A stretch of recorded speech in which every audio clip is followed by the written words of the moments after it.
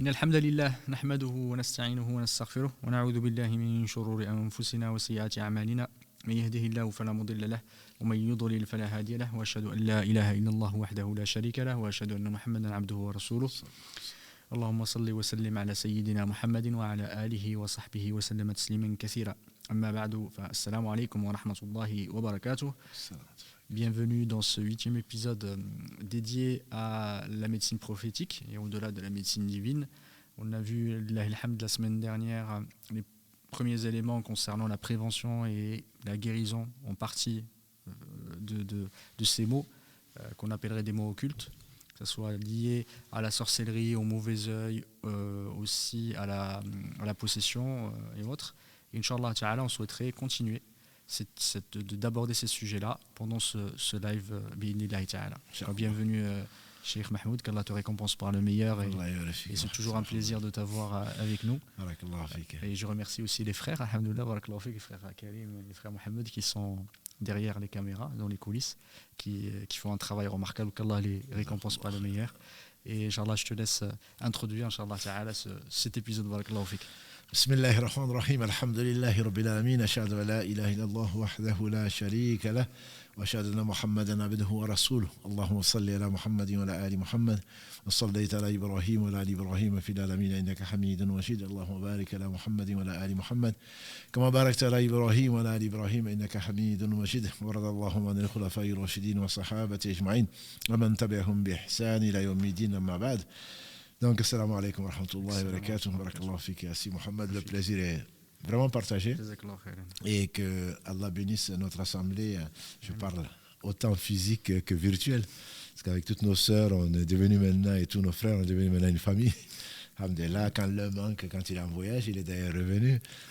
Donc, on le sent. Donc, alhamdulillah, c'est un membre de la famille et c'est comme ça qu'a décrit le prophète sallallahu alayhi wa sallam les croyants. Donc, dans leur amour, dans leur compassion, c'est comme un seul corps. Quand un seul souffre, quand un seul membre souffre, donc tout le corps y répond par l'insomnie et la fièvre. Donc, dans ce cas, c'est plutôt par le plaisir. On remercie Allah subhanahu wa ta'ala et qu'il bénisse Mohammed, sa famille, ses compagnons. C'est par eux que Allah a voulu donc nous laisser, nous créer cette famille. Donc il y a la famille, la grande famille des musulmans et en même temps nous enseigner ce qu'on ne savait pas.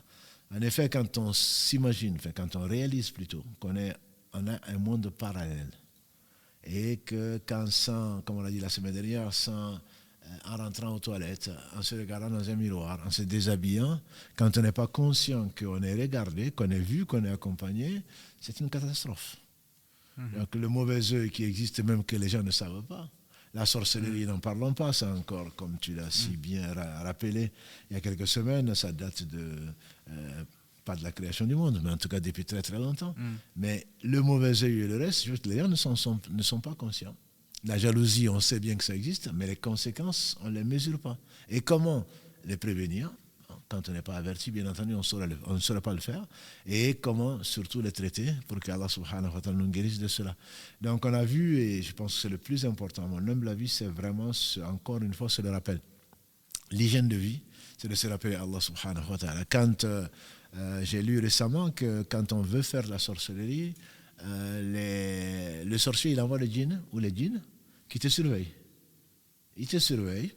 Comme aujourd'hui, quand on veut faire un travail, on envoie quelqu'un pour surveiller la personne, même les voleurs, malheureusement. C'est ce qu'ils font, ils surveillent quand il n'y a personne, quels sont les horaires, les va-et-vient, etc. Et ils profitent du moment où il n'y a personne, ils ont leur créneau, et c'est à ce moment-là qu'ils font leurs dégâts. Et les djinns, c'est pareil. C'est-à-dire qu'ils surveillent la personne, ils visent la personne ciblée, ils la surveillent. C'est va-et-vient. Et puis, au moment où il y a comme tu nous l'as rappelé, une grande joie, ou une intense douleur, ou une intense joie, c'est à ce moment qu'ils en profitent pour entrer. Donc, ça veut dire qu'il faut, comme le dit Ibn Qayyim, il faut être extrêmement vigilant. Vigilant, c'est-à-dire que chaque fois que Allah, par sa miséricorde, nous permet de nous rappeler, il faut se rappeler, demander pardon, parce que le djinn ne peut pas résister, comme rien d'ailleurs ne peut résister au dhikr d'Allah subhanahu wa ta'ala. Donc pour la sorcellerie, on a vu que vraiment Allah a voulu nous laisser par Mohammed sallallahu alayhi wa sallam, et qu'Allah le bénisse, et par lui, alhamdulillah, on sait tout ça, grâce à Allah, au travers de lui. Donc les sortir de la maison, comme on a vu en disant Bismillah, tawakkaltu ala Allah, la hawla wa la quwwata illa billah. On le répète machinalement, c'est devenu malheureusement une routine. Mais quand on est vraiment conscient, on est protégé. C'est un djinn qui dit à un autre djinn que faire avec quelqu'un que Allah a protégé. Voilà. De la ilaha illallah wahdahu la sharika lah les 100 fois, ce jour-là, Allah assure ta protection. Ayatul Kursi qui te dit après toutes les prières, les 3 dernières sourates qui ont été révélées et tout le reste, il faut que l'on soit conscient que la foi apporte énormément et que c'est vraiment notre protection. Si on va chercher la vaccination à gauche à droite, pourquoi pas? Nous, on le conseille même. Absolument. Mais là, Allah nous envoie le Coran comme vaccination. Il nous envoie les azkars, les traditions du prophète sallam authentifiées comme vaccin, comme nous protéger contre ce que, pas seulement un virus particulier, contre les hommes, contre les djinns, contre nous-mêmes. Contre nous-mêmes, puisque le prophète sallam ne dit pas « Wa na'udhu billahi min shururi anfusina » on demande protection auprès d'Allah contre nos propres mots ou les mots de l'âme. Donc ça, ce sont des choses, je pense, la prévention est extrêmement importante, mais malgré la prévention, il peut quand même arriver, effectivement, que l'on soit touché, soit par le mauvais œil, la jalousie n'en parlons pas, je dirais même que quelqu'un qui n'est pas jalousé n'est pas une personne, ça veut dire que c'est quelqu'un qui n'est pas envié, ça veut dire que quelqu'un qui n'a rien, entre guillemets, qui puisse attirer le désir des gens, donc ce n'est même pas conseillé, je dirais, simplement. Il y a ce mode de vie, il y a cette attention, il y a cette protection qu'Allah nous a accordée contre l'envieux, et notamment avec les dernières sourates qu'il a révélées à son prophète sallallahu alayhi wa sallam. J'entends les sourates qu'il a révélées à l'occasion de la sorcellerie dont on a parlé, et Allah a voulu éprouver ce qu'il a aimé, notamment le prophète alayhi salam, donc pour nous enseigner tout ce qu'il nous faut pour plus tard, parce que lui, Allah l'avait protégé, mais néanmoins, il reste un homme, comme il nous l'a enseigné en même temps, pour nous permettre donc de prendre son exemple et de pouvoir, à partir de là, en faire une pratique. Jazakallah khair, on a vu, comme a dit l'imam Ibn Qayyim rahmatullahi ta'ala alayhi, que le fait que le cœur soit rempli de l'évocation d'Allah subhanahu wa ta'ala, c'est le meilleur rempart contre ces mots-là. Qu'Allah le récompense par le meilleur. Et c'est important, effectivement, de bien se protéger. Et c'est une protection qui est sur du long terme et aussi qui sert aussi à guérir aussi. Si on parle de la sorcellerie, ça c'est le premier mal dont on a évoqué, peut-être il y a le Ayn, mais on viendra juste après sur ce sujet-là. Effectivement, il y a beaucoup de frères et de sœurs qui parlent de la sorcellerie, du mauvais œil. Ils parlent aussi de la sorcellerie, ils sont touchés beaucoup par la sorcellerie. Aujourd'hui, quel est le meilleur remède contre la sorcellerie? Je sais que le premier stade, ou en tout cas, ce que disent les ulama, la meilleure façon de traiter, de guérir en fait de la sorcellerie, c'est le fait de trouver cette sorcellerie-là. Et de effectivement traiter ça. Ils disent que c'est les remèdes les plus efficaces, on va dire. Si tu pouvais nous en parler, parce qu'il y a beaucoup de mythes là-dessus, beaucoup de choses qui sont dites. Quel est le statut juridique par rapport à ça? Barakallahu fik. Jazakallahu khairan. Allah a éprouvé son prophète sallallahu alayhi wa sallam, et effectivement certains philosophes parmi les musulmans en doutent, mais ça a été authentifié, alhamdoulilah, par les meilleures sources. Quand le prophète sallam a été ensorcelé pour notre bien, il était couché en rêve et 2 anges sont venus, on connaît l'histoire, mais on la rappelle très brièvement pour vraiment montrer que c'est une réalité. Un à ses pieds, l'autre à sa tête, et ils se sont échangés. Donc, de quoi souffre cet homme? De la sorcellerie, de qui? De l'Abid, il était connu, à Médine, voilà. Et qu'est-ce qu'il a fait? Il a pris un peigne, il a pris le reste, il a pris des cheveux, des instruments, des choses qui lui ont appartenu. C'est ce que l'on sait aujourd'hui. Et d'ailleurs, il faut faire très attention aux réseaux sociaux, entre autres. Parce que quand on va chez les charlatans, chez les sorciers, qu'est-ce qu'ils demandent? Quelqu'un qui commence à te demander comment s'appelle ta mère, ramène-moi quelque chose qui lui a apporté et qui lui a appartenu. Oui. Parce qu'ils vont se pister avec ça. C'est comme, comment dirais-je, dans n'importe quel, même dans les trucs scientifiques, les empreintes. Oui, comment est-ce qu'on découvre les auteurs d'assassinats et le reste? Il y a l'empreinte digitale, et donc il ne peut pas le quitter. Il y a son odeur, il y a ceci et cela. Donc quelque chose qui a appartenu. Il a été chercher quelque chose qui a appartenu au prophète sallam. Le reste de ses cheveux quand il s'est peigné. Bon. avec complicité ou pas, peu importe, Allah seul le sait. Ce n'est pas ça le plus important. Le plus important, c'est qu'il faut faire attention. Il ne s'agit pas non plus d'être parano. Hein. Je veux dire, voilà, parce que les gens, ils coupent les cheveux, ils coupent les ongles, ils vont l'enterrer. Bon, c'est vrai, mais il ne faut pas être parano. Je veux dire, on ne nous en veut pas, on n'est pas des vedettes, et que tout le monde veuille du mal. Après, ça devient de la parano. Mais toujours est-il qu'il ne faut pas laisser traîner. Donc, ces affaires personnelles, c'est ce qu'ils utilisent. Donc, dans le cas, pour revenir à notre récit du prophète sallallahu alayhi wa sallam, il avait pris donc, de ses affaires, dont ses cheveux, mis dans un peigne, où est-ce que les deux anges ont échangé, et qu'est-ce qu'il en a fait? Il l'a jeté au fond d'un puits. Et où se trouve ce puits? On l'a indiqué le puits. Et donc, le prophète alayhi wa sallam, il a cru en son rêve, qui n'est pas un rêve, le rêve des prophètes est réalité. Il s'est levé, suivi par certains compagnons, et ils ont été donc dans ce puits-là. Ils ont trouvé le peigne, ils ont trouvé les cheveux, et comme il a décrit le prophète sallam, l'eau était devenue comme une eau qui avait servi à laver le henné, etc. Ils l'ont sorti et il l'a détruit. Donc ce qui prouve ce que tu dis tout à l'heure, c'est que c'est la meilleure façon de détruire la sorcellerie. Donc souvent, ceux qui font la ruqya, je ne dis pas les raqis parce que je n'aime pas tellement ce terme-là, ceux qui font la ruqya, quand le djinn parle, par exemple, souvent, ils échangent et ils lui demandent qu'est-ce que tu as fait, où ça se trouve la sorcellerie, etc.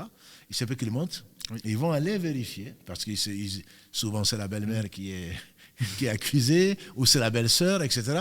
Donc ça crée de l'animosité, c'est ce qu'ils cherchent de toute façon, qu'ils soient musulmans ou non musulmans, hein, l'animosité. Et donc quand tu vas chercher, c'est dans le coussin, ou c'est au milieu de la cour, ou c'est dans une tombe, parce que les gens sont arrivés jusque-là, et c'est une réalité malheureusement.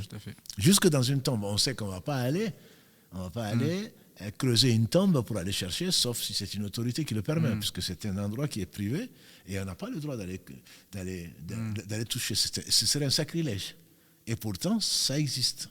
Et comment ils le font parfois, que Dieu nous préserve, que Dieu nous protège, il est arrivé plus d'une fois qu'ils aient même mis de la sorcellerie dans la bouche du mort.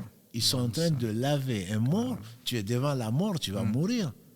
Et tu es devant un corps, devant un défunt, ils vont lui ouvrir la bouche, ils vont lui mettre la sorcellerie, ils vont fermer. Qui va s'en douter? Allah seul sait, subhanahu wa ta'ala. Et le reste, quand ils lavent les corps, ça arrive, c'est pour cela que les gens, c'est les plus pieux qui doivent servir ça dans la communauté. C'est un farde kifaï, c'est une obligation de laver nos morts. C'est une obligation de les enterrer, de prier dessus, mais celui qui doit laver le mort, c'est quelqu'un qui doit être pieux.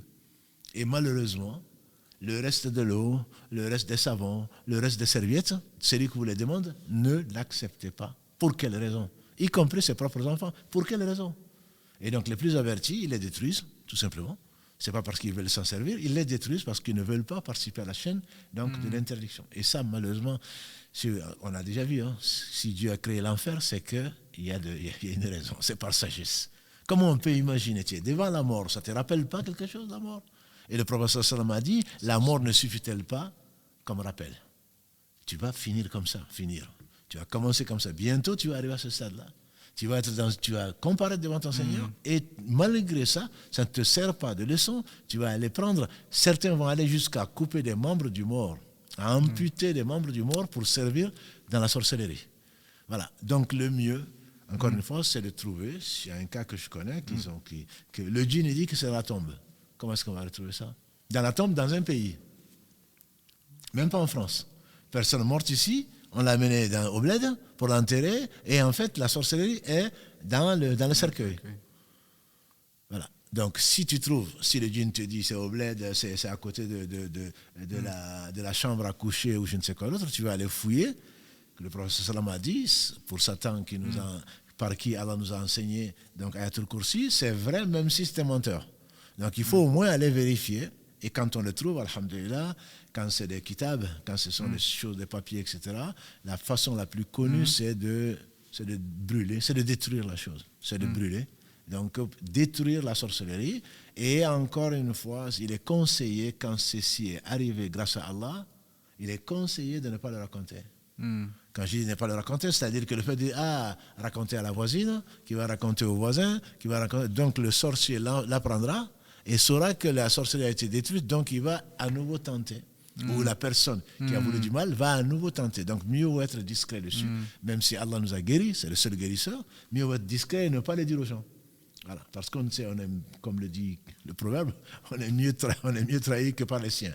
Voilà, c'est pas parce que tu le racontes à quelqu'un que tu aimes, tu sais, finalement, on a trouvé la sorcellerie, il va dire ah bon, et ensuite il va vendre la mèche, parfois à 0 €, parce que simplement il ne garde pas le secret, etc., etc. Donc effectivement, comme tu dis, c'est légiférer, et les savants, alhamdoulilah, suivent cela et ils demandent, avec le piège quand même, hein, le piège c'est qu'il peut mentir, le piège c'est. J'ai entendu, en tout cas, qu'Ibn Baz, qu'Allah fasse miséricorde, disait qu'il ne faut même pas rentrer en dialogue avec les djinns parce qu'il va t'induire en erreur. Quand on va dire que c'est ta belle-mère qui a fait ça, tu as beau te chasser de la tête, forcément, il va laisser une trace. Qui dit belle-mère, dit le mari. Forcément, tu vas lui parler mal de sa mère, bien sûr qu'il ne va pas accepter. Il ne va pas te croire, tu n'as pas de preuves, etc., etc. Non, c'est le djinn qui l'a dit. Oui, mais alors, il peut mentir. N'empêche.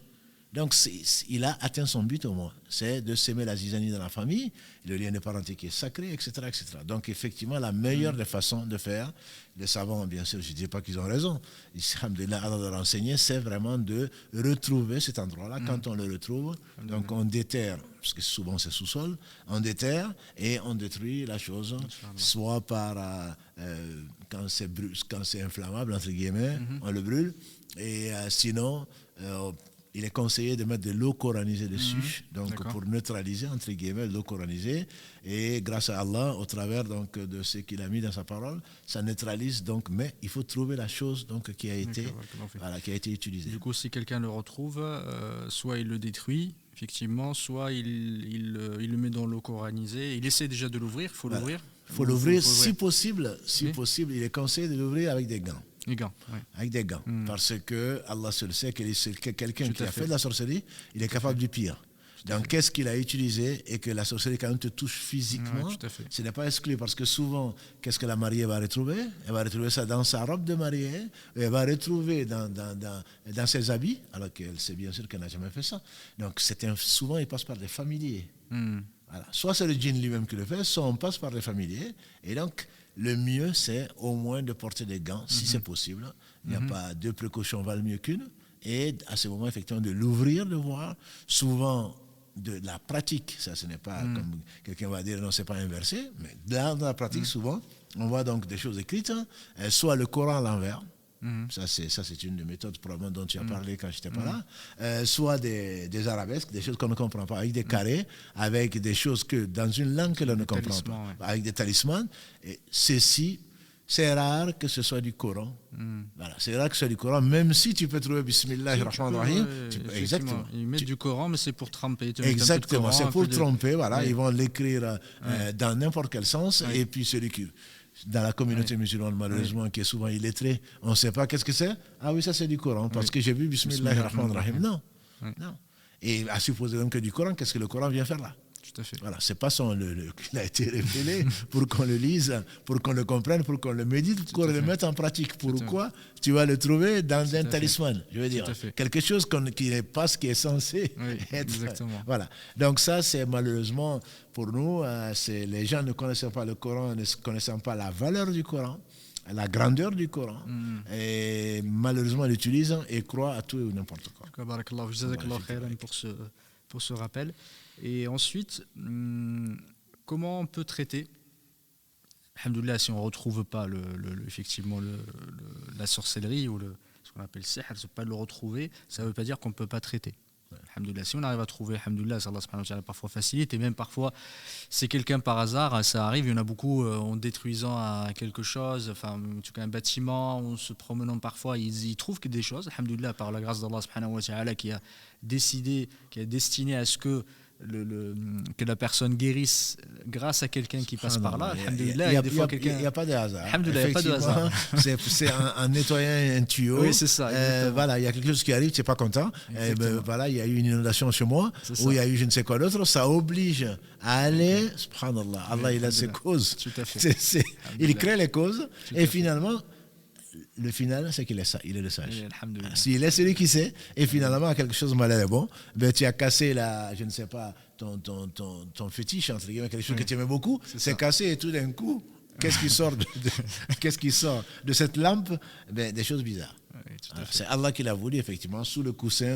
Encore une fois, il ne faut pas être parano. Il ne faut pas que les sœurs, aujourd'hui, en rentrant, secouent tous les draps, etc. Mais Allah ne fait que le meilleur, effectivement. On peut le trouver par les moyens qu'on ne s'imagine pas. Alhamdoulilah, et même pas la personne elle-même. Ça peut arriver, on est malade, on est atteint par des maux assez effectivement inexpliqués. Et à un moment, du jour au lendemain, on guérit. On ne sait pas pourquoi, parce que, alhamdoulilah, quelqu'un, je ne sais pas, l'a trouvé, il l'a effectivement détruit. Et on ne le sait même pas. Et alhamdoulilah, Allah subhanahu wa ta'ala ne fait que le bien. En tout cas, barakallahu fik, même si on ne le trouve pas, il y a des moyens quand même de guérir cette sorcellerie et de la traiter. Quels sont les éléments qui ont été rapportés par alors le prophète alayhi salatu wassalam, on a vu la Fatiha, on a vu Mu'awwidhatain, etc. Qu'est-ce qui a été rapporté par les savants sur les versets, sur les évocations importantes pour traiter la sorcellerie? La sorcellerie, disons que on sait que, comme on l'a vu, verset 82 de la sourate Al-Isra, comme que tu nous as rappelé, Allah a fait descendre donc dans le Coran qui est une guérison. Également le verset 44 de la sourate Fussilat, la sourate 41, Allah dit la même chose avec miséricorde, mais pour les croyants. Voilà, donc ce qui est clair, c'est comme disait Ibn Qayyim, de façon miséricorde, tout le Coran, voilà, tout le Coran est tawhid. Donc c'est ce que le djinn ne peut pas faire, le djinn même pervers ou l'homme pervers n'accepte pas, c'est la toute-puissance d'Allah subhanahu wa ta'ala.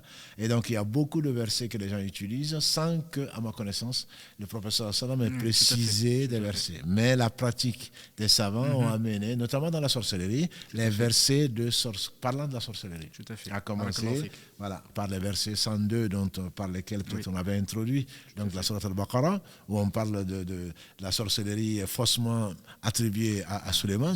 Voilà, des versets par rapport aux magiciens, donc où Allah décrit par rapport à la discussion entre Moussa et les magiciens de Pharaon. Donc, parce que les sorciers jamais ne pourront réussir, etc. Et il y a la sourate Safat 37 qui est souvent également mentionnée. Les trois dernières, n'en parlons pas. Exactement. La Fatiha, les trois dernières, surtout Ayatul Kursi, également qui est plus préventif entre guillemets que curatif. Et également les derniers versets de la sourate Al-Hashr. Donc, ils sont également où on a 18 noms parmi les plus beaux noms d'Allah subhanahu wa ta'ala à la fin donc, de cette sourate. Voilà, et bien d'autres versets, mais tout en sachant que ce ne sont pas ces versets qui vont guérir, c'est Allah qui guérit au travers de sa parole, et n'importe laquelle des paroles d'Allah subhanahu wa ta'ala que l'on va trouver dans le Coran ou de la sunna du prophète sallam qui a été consacrée à ça peut déclencher alhamdulillah la miséricorde d'Allah pour arriver à la guérison. Tout à fait. Barakallahu fik. Effectivement, ces versets-là où on parle de la sorcellerie, que c'est la sorcellerie vaine et faible. Tout à fait vaine, et alhamdulillah, Allah subhanahu wa ta'ala, tu as parlé de ces versets, barakallahu fik, il y a la sourate Yunus aussi. Tout à fait. Par rapport à ces versets, il me semble, c'est 81, ils sont 81-82, en disant que quand les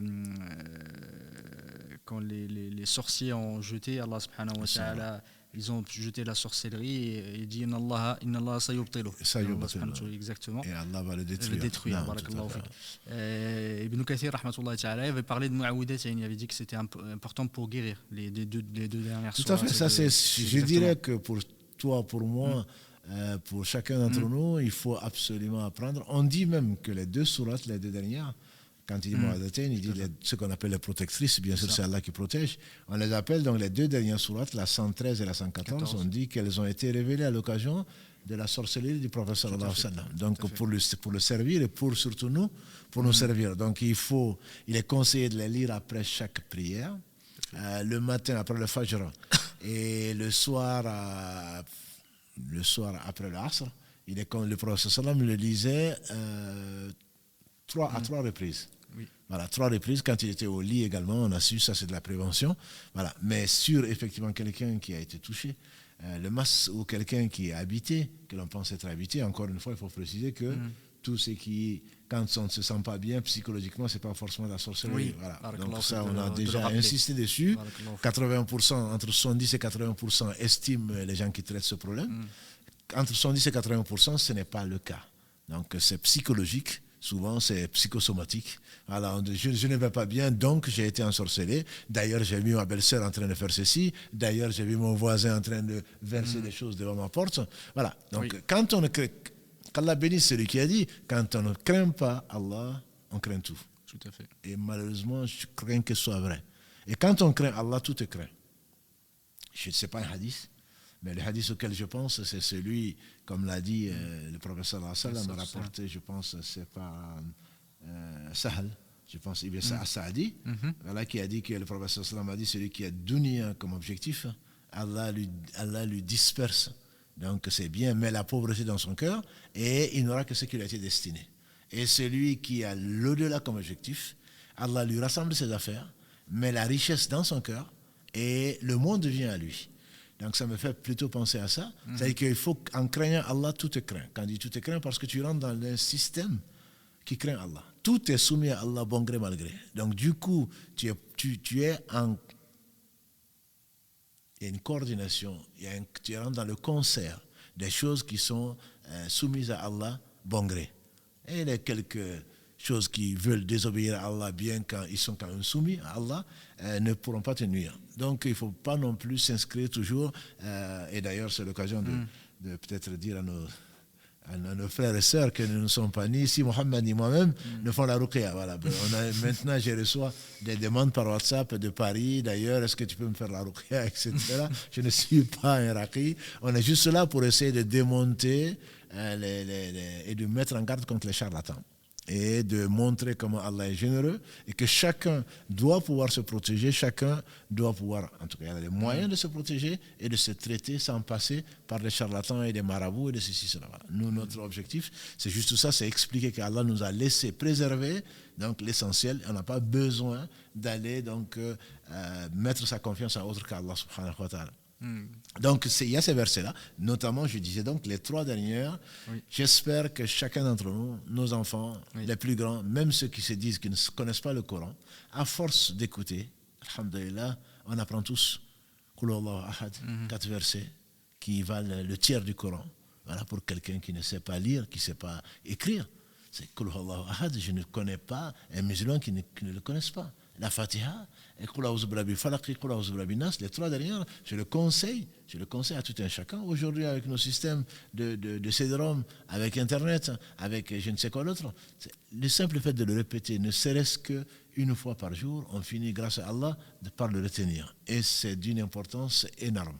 Pas seulement, encore une fois, on ne dit pas que le Coran, comme tu l'as si bien dit la semaine dernière, ce n'est pas c'est pas une pharmacie. Voilà, ça je pense que c'est important. Je vais lire le Coran pour me protéger. Non. Tu lis le Coran parce que c'est la vérité. Tu lis le Coran parce que c'est la parole d'Allah. Tu lis le Coran parce que tu vas y trouver le bien dans ce bas monde, dans l'au-delà. Parmi le bien qu'Allah y a laissé, c'est le fait de pouvoir te protéger contre tout. Voilà. Donc il faut qu'on réalise que ce n'est pas... Ah oui, mais on s'adresse au Coran, on ne connaît la mosquée, on ne vient à la mosquée quand on se sent mal. Non, c'est l'inverse. On vient rechercher la compagnie d'Allah subhanahu wa ta'ala qui est certaine et qui est la meilleure des compagnies, on vient la rechercher, on vient chercher la paix, on sait que, comme je disais, je ne sais plus si c'était le mardi ou pas, si Allah nous demande de réciter 17 fois la Fatiha, bien entendu, c'est le résumé de tout le Coran. C'est le résumé de tous les livres qu'Allah a fait descendre. Mais en même temps, je me demande si Allah ne nous oblige pas à faire la ruqya 17 fois. Je me demande, mais c'est c'est une réflexion qui m'est propre. Puisqu'avec la Fatiha, Allah a guéri même un homme musulman, Je me dis, si Allah nous oblige, entre guillemets, pour ceux en tout cas qui recherchent sa compagnie, sauf les personnes qui sont indisposées et qui ne peuvent pas prier, si Allah nous oblige à cela, il n'y a certainement que le meilleur. Mais il se peut également qu'en se faisant la ruqya, même si l'intention n'est pas là, le fait de le mémoriser, que ça chasse les djinns, que ça chasse, qu'ils soient musulmans ou non musulmans, puisqu'il y en a qui sont utilisés et qui peuvent se dire musulmans, etc., etc. Donc je pense que le Coran lui-même, c'est un remède. C'est un remède et il faut le prendre, entre autres, comme le meilleur des remèdes. C'est l'un des rôles que Allah a assigné à sa parole, subhanahu wa ta'ala. Barakallahu fik, jazakallahu khairan, et qu'Allah facilite à ceux qui sont atteints par ces mots-là et qu'il les guérisse et qu'il les purifie. C'est des épreuves et Allah subhanahu wa ta'ala nous éprouve. On a déjà parlé plein de fois et il faut voir dans ces épreuves-là des opportunités. Tout à fait.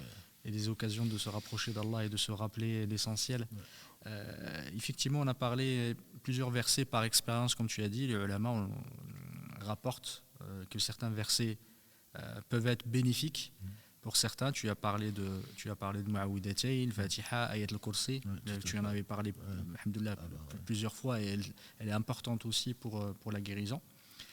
Tu avais répondu, il me semble, à une question, mais j'aimerais bien juste que tu réitères à ceux qui sont avec nous, le fait de lire le Coran sur de l'eau et pouvoir soit se protéger, soit plutôt pour se traiter la plupart des fois, pour se traiter de ce qu'on appelle de l'eau coranisée, entre guillemets. Effectivement, c'est une nouvelle expression. Exactement. Ouais, je ne savais pas, peut-être qu'ils l'ont introduit, ils vont finir par l'introduire dans le Larousse ou dans le Robert. L'eau coranisée, c'est ces dernières années que j'ai entendu parler de ça. Donc, cette eau coranisée, le fait de lire, parce que les savants sont beaucoup moins extrémistes que les moins savants, qui disent non, le prophète sallallahu n'a jamais fait ça.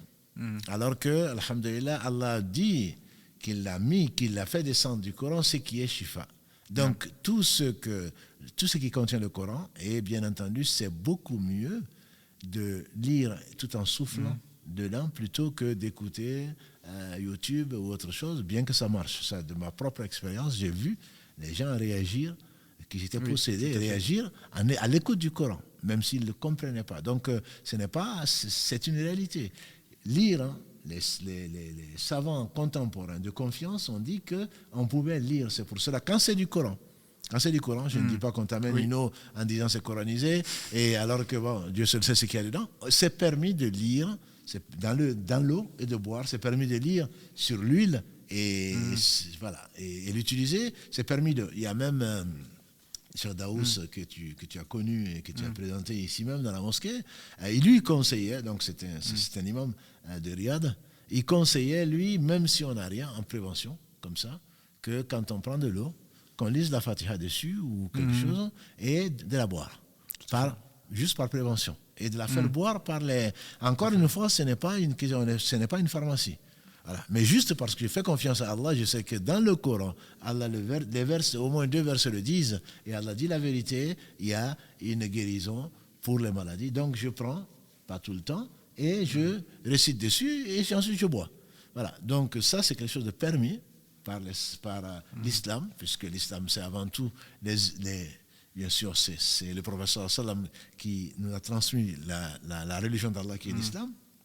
Ensuite, les héritiers, je pense aux savants de confiance, je ne parle pas de charlatans, de confiance, à qui Allah subhanahu wa ta'ala a accordé la science et la piété. Donc, ils permettent de le faire, mais le mieux encore, c'est de le faire soi-même, de ne pas passer par des intermédiaires quelconques.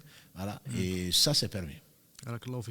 Effectivement, tu parlais de ça, ceux qui l'autorisent ne partent pas de rien, parce qu'il y a. Si je me permets le complément, il y a un hadith qui a été rapporté du prophète sur les ulama, ne sont pas unanimes là-dessus, d'après Thabit ibn Qais, qui était venu voir le prophète et le prophète avait pris de la terre, qu'il l'avait mélangé avec l'eau et il avait sifflé au-dessus et il a dit Allahumma rabban nas ishfi Thabit ibn Qais ibn Shammas, et c'est pour ça qu'il se base sur le hadith, mais ce hadith beaucoup de ulama disent qu'il est faible.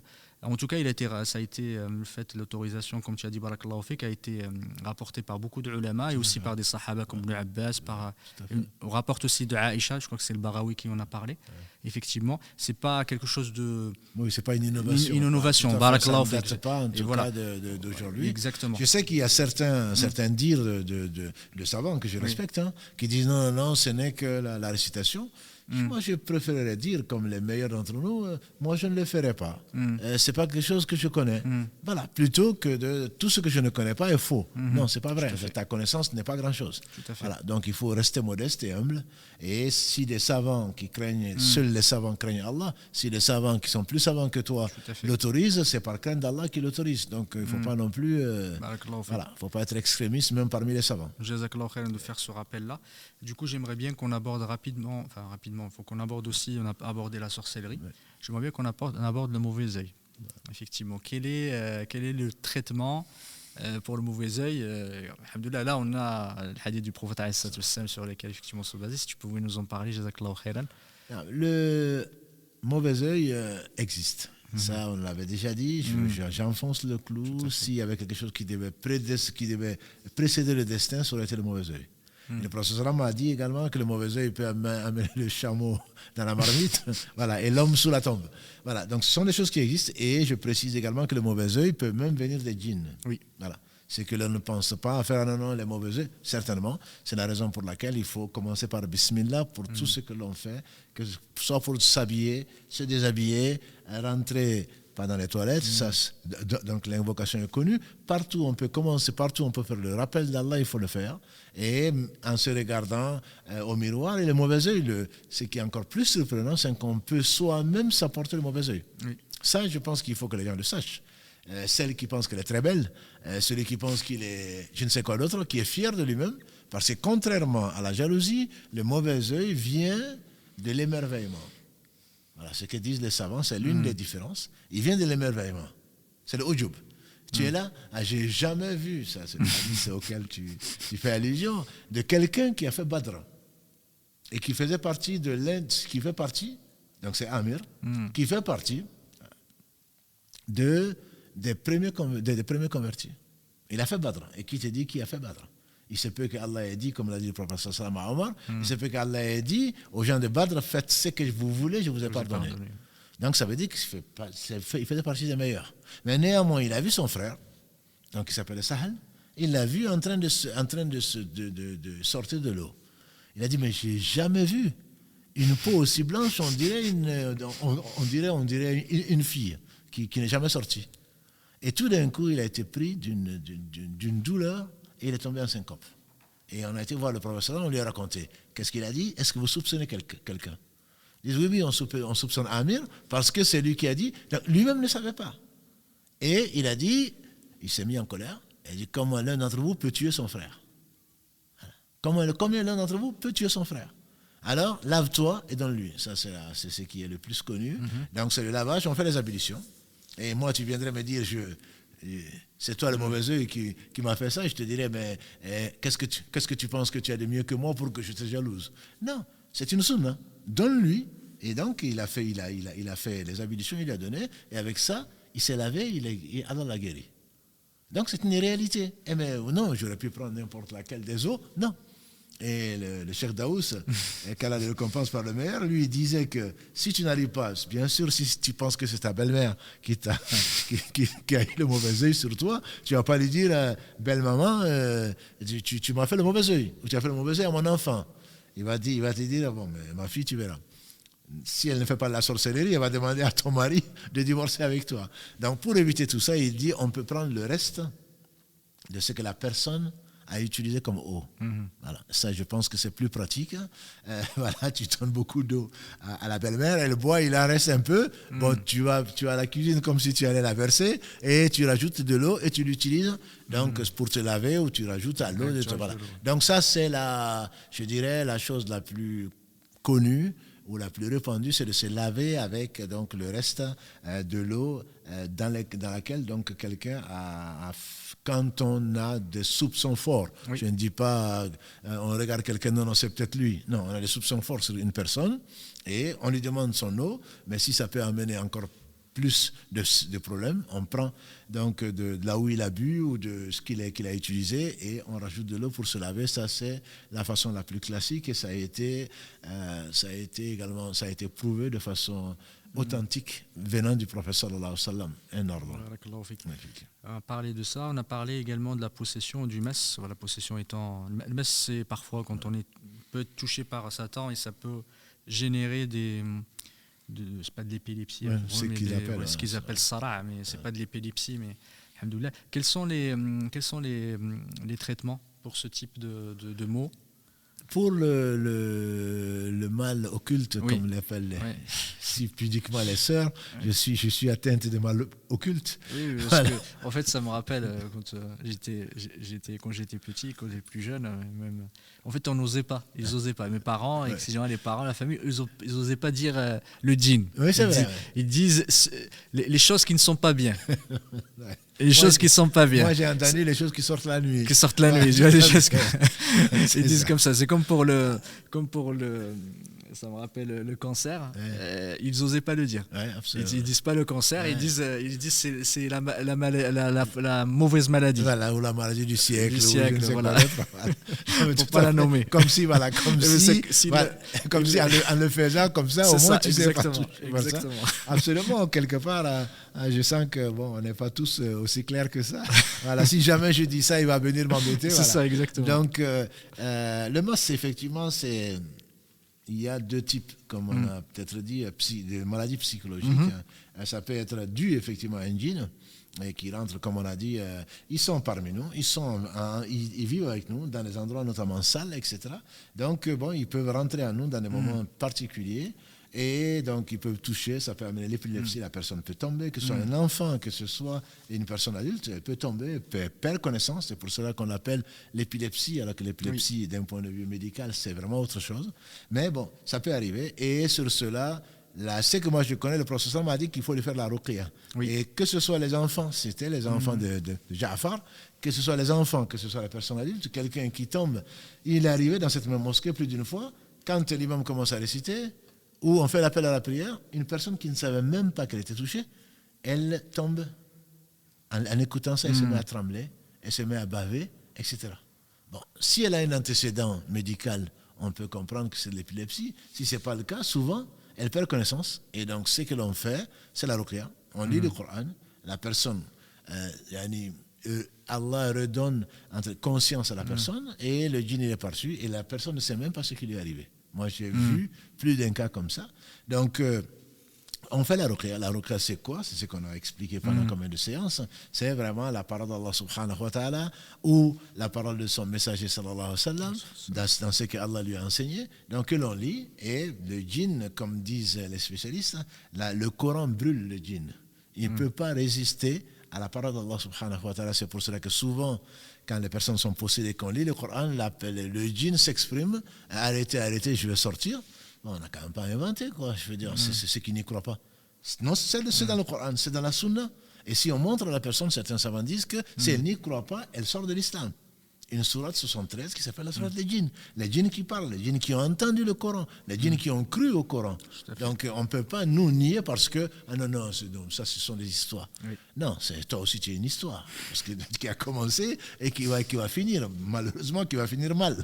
Voilà, donc on fait la ruqya, c'est qu'on lit la Fatiha, on lit Ayatul Kursi, on lit ce que l'on sait du Coran, notamment les 3 dernières, autant de fois que Allah nous l'inspire. Il n'y a pas non plus, il faut faire 7 fois ceci, 12 fois cela, 33 fois cela. Non, ça, ce sont des méthodes. Moi, chaque fois que j'entends ces chiffres-là, à part ce qui a été prouvé, en général, surtout quand ils le disent par milliers, en général, ce n'est pas du tout fondé. Voilà, donc on fait la ruqya, alhamdulillah, et Allah subhanahu wa ta'ala guérit la personne. Barakallahu fik, jazakallahu khairan. Et tu parlais effectivement de certaines on ne va pas dire mythes, mais des mauvaises interprétations de certains éléments. On va jusqu'à l'excès. par certains ceux qui pratiquent la ruqya, effectivement vis-à-vis des djinns, où parfois ils font des surinterprétations, comme tu as dit. Certains ulama disent qu'il ne faut pas trop dialoguer avec les djinns parce qu'ils sont menteurs, et des fois ils essayent aussi de mettre de l'inimitié, de la zizanie dans la famille. Il faut faire très très attention, et ce n'est pas quelque chose de prouvé, parce que le prophète même si effectivement il a eu des dialogues avec des djinns, et on a Abu Huraira aussi qui a ce dialogue-là. Il ne faut pas aller trop dans ces spéculations-là. Ça devient même un jeu. On dit, ça, c'est justement, les savants ils disent qu'il faut éviter de rentrer dans son jeu. Parce que lui, son jeu, c'est de te détourner, son jeu, c'est de te faire perdre du temps. Voilà, donc il ne faut pas rentrer dans ce jeu-là. Si on peut lui parler, ça on a vu, comme tu as dit, le prophète sallam lui a parlé, Abu Huraira, mais il ne savait pas que c'était un djinn, mais il a parlé. Donc c'est possible, mais il ne faut pas rentrer dans son jeu et rentrer dans le dialogue. Et voilà, est-ce que tu es musulman? Certains le font. Oui, je suis musulman, mais c'est un menteur. Et voilà, ou alors je suis chrétien, je suis ceci, atteste, non, je ne veux pas attester, va à la Mecque, je ne sais quoi d'autre. Moi, c'est que j'aimerais quand même que mes sœurs comprennent, et les frères, c'est que quand on va voir ce qu'ils appellent le raqi, qui te dit tu as 3 djinns, tu as 7 djinns, moi je me demande comment ils ont su ça. Honnêtement, j'ai jamais entendu chercher les anciens. Non, ils sont nombreux. Il y en a qui sont partis, il y en a qui sont revenus, et comme on est naïf, tu te poses même pas la question de savoir comment il a su. Ah ben lui, il a certainement il a des loupes. Il voit des choses que toi tu vois pas, toi. Donc tu vas finir par lui dire que c'est un Superman. Non. Comment tu sais qu'il a une dizaine de djinns? Et bon, bien sûr, les charlatans, ils vont te dire, bon, mais non, ma soeur, c'est beaucoup. Donc bon, je pensais que c'était un peu. Je voulais te traiter à 20 €, puisqu'il y en a beaucoup. Donc bon, on va pas. Je vais te faire une réduction. Tu me le donner 100 €, ça suffira. Et je t'assure, si Mohamed, qu'il y en a qui laissent qui travaillent avec des djinns, qu'Allah nous en préserve. Et si des djinns sont partis et que la sœur, je parle de sœur parce que c'est le cas que je connais, que la sœur est guérie, entre guillemets, Allah l'a guérie, il garde son numéro de téléphone et il le téléphone pour savoir s'ils ne sont pas revenus, et même en travaillant avec les djinns, il les renvoie des djinns pour gagner de l'argent. Et quand on imagine la souffrance que la personne possédée, si elle est vraiment possédée, comment est-ce qu'elle peut souffrir? Moi, j'ai vu des gens possédés, mais on ne peut même pas imaginer. Tous les membres allaient dans un sens que tu ne peux pas imaginer. Voilà. Et j'imagine que la personne souffre énormément, et toi, tu es en train de vivre de ça. C'est Allah Musta'an. Il n'y a qu'Allah qui protège. Qu'Allah nous facilite et nous aide. On a parlé de la sorcellerie, effectivement du mauvais œil, de la possession, du mas, de façon générale. Le meilleur remède étant la sunna du prophète et la lecture du Coran par quelqu'un, par soi ou par quelqu'un. On dit qu'on met la main sur la tête de la personne. Ça, c'est quelque chose qui est légiféré ou... Barakallahu fik. C'est légiféré, on met la tête sur la personne qu'une personne que l'on peut toucher. Oui, barakallahu fik. Voilà, je le dis parce que malheureusement, il y a eu des cas où des gens ont fait des attouchements. Et comme j'ai dit, j'ai été personnellement convoqué au commissariat central. Oui, parce que quand ça va, bien sûr, on ne parle pas de l'imam ni de la mosquée. Quand ça ne va pas, la personne a eu des attouchements et on lui a demandé comment est-ce que vous avez eu ce contact. C'est la mosquée qui m'a donné le numéro de ce raqi. Et dit, oui, tout à fait. Quelqu'un de respectable apparemment qu'Allah a dévoilé, qui dit qu'il était imam en Italie. Et donc il fait la ruqya. Et comme souvent, en tout cas une majorité de nos sœurs sont touchées, et donc il allait là-bas faire la ruqya, et ensuite il gardait le numéro de téléphone, ou il revenait voir la personne. Voilà. Ou même pendant la ruqya, il faisait des attouchements quand il pensait que la personne n'était pas consciente. Alors que ce n'est pas toujours son jeu, sa connaissance était très faible. Donc effectivement le djinn pouvait se manifester, mais le moment, quelle est la différence? À quel moment c'est le djinn qui parle ou c'est la personne qui parle? Donc, alhamdulillah, Allah l'a dévoilé. Des personnes n'ont été, pas une seule personne, pas 2 personnes, ont attesté qu'il leur fait des attouchements quand ils pensaient que la personne donc, est inconsciente. Tout à fait. Donc, une a été portée plainte Et donc, je me suis retrouvé là en me demandant où est-ce que j'ai connu cet homme. J'ai dit, il venait à la mosquée, il dit qu'il fait la ruqya, et comme il y a beaucoup de demandes de ruqya, et donc, bon, je donne le numéro pour ne pas être complice. Ah oui, mais absolument. Ça, c'est arrivé il y a quelques années. C'est la raison pour laquelle ce n'est pas la peine de m'envoyer un WhatsApp et me demander si vous connaissez un raqi. La réponse est connue. Je ne connais personne de fiable, malheureusement. Je ne dis pas que tout le monde est comme ça. Je dis simplement, donc toucher, c'est ce qui m'a rappelé ça. Le prophète, quand quelqu'un était touché soit par la sorcellerie, soit pour autre chose, il lui-même l'a fait. N'importe quelle maladie, même pas que la sorcellerie, même la fièvre, etc. Donc il mettait la main sur la tête de l'une de ses femmes ou quelqu'un.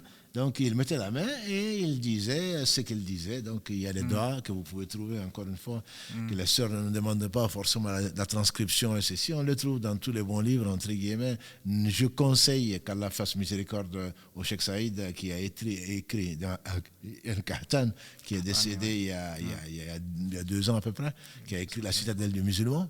Donc, qu'Allah fasse miséricorde, qui a rassemblé donc, beaucoup d'invocations du matin, du soir, etc. Et on a, entre autres, dans ça.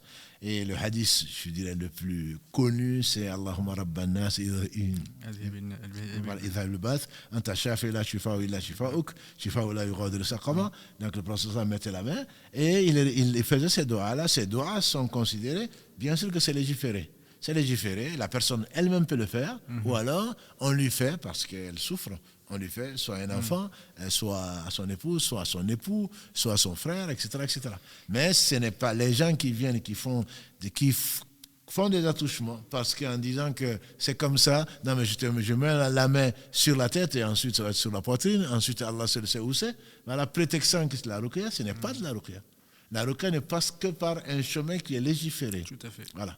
Ce n'est pas celui qui dit, te demande quel est le nom de ta mère, qui te dit quel est ton prénom, mais si tu es savant, pourquoi tu me demandes? Tu dois connaître quand même quel est le nom de ma mère. Et quel est le rapport entre le nom de ma mère et ma maladie? Je veux dire, réfléchissons un peu.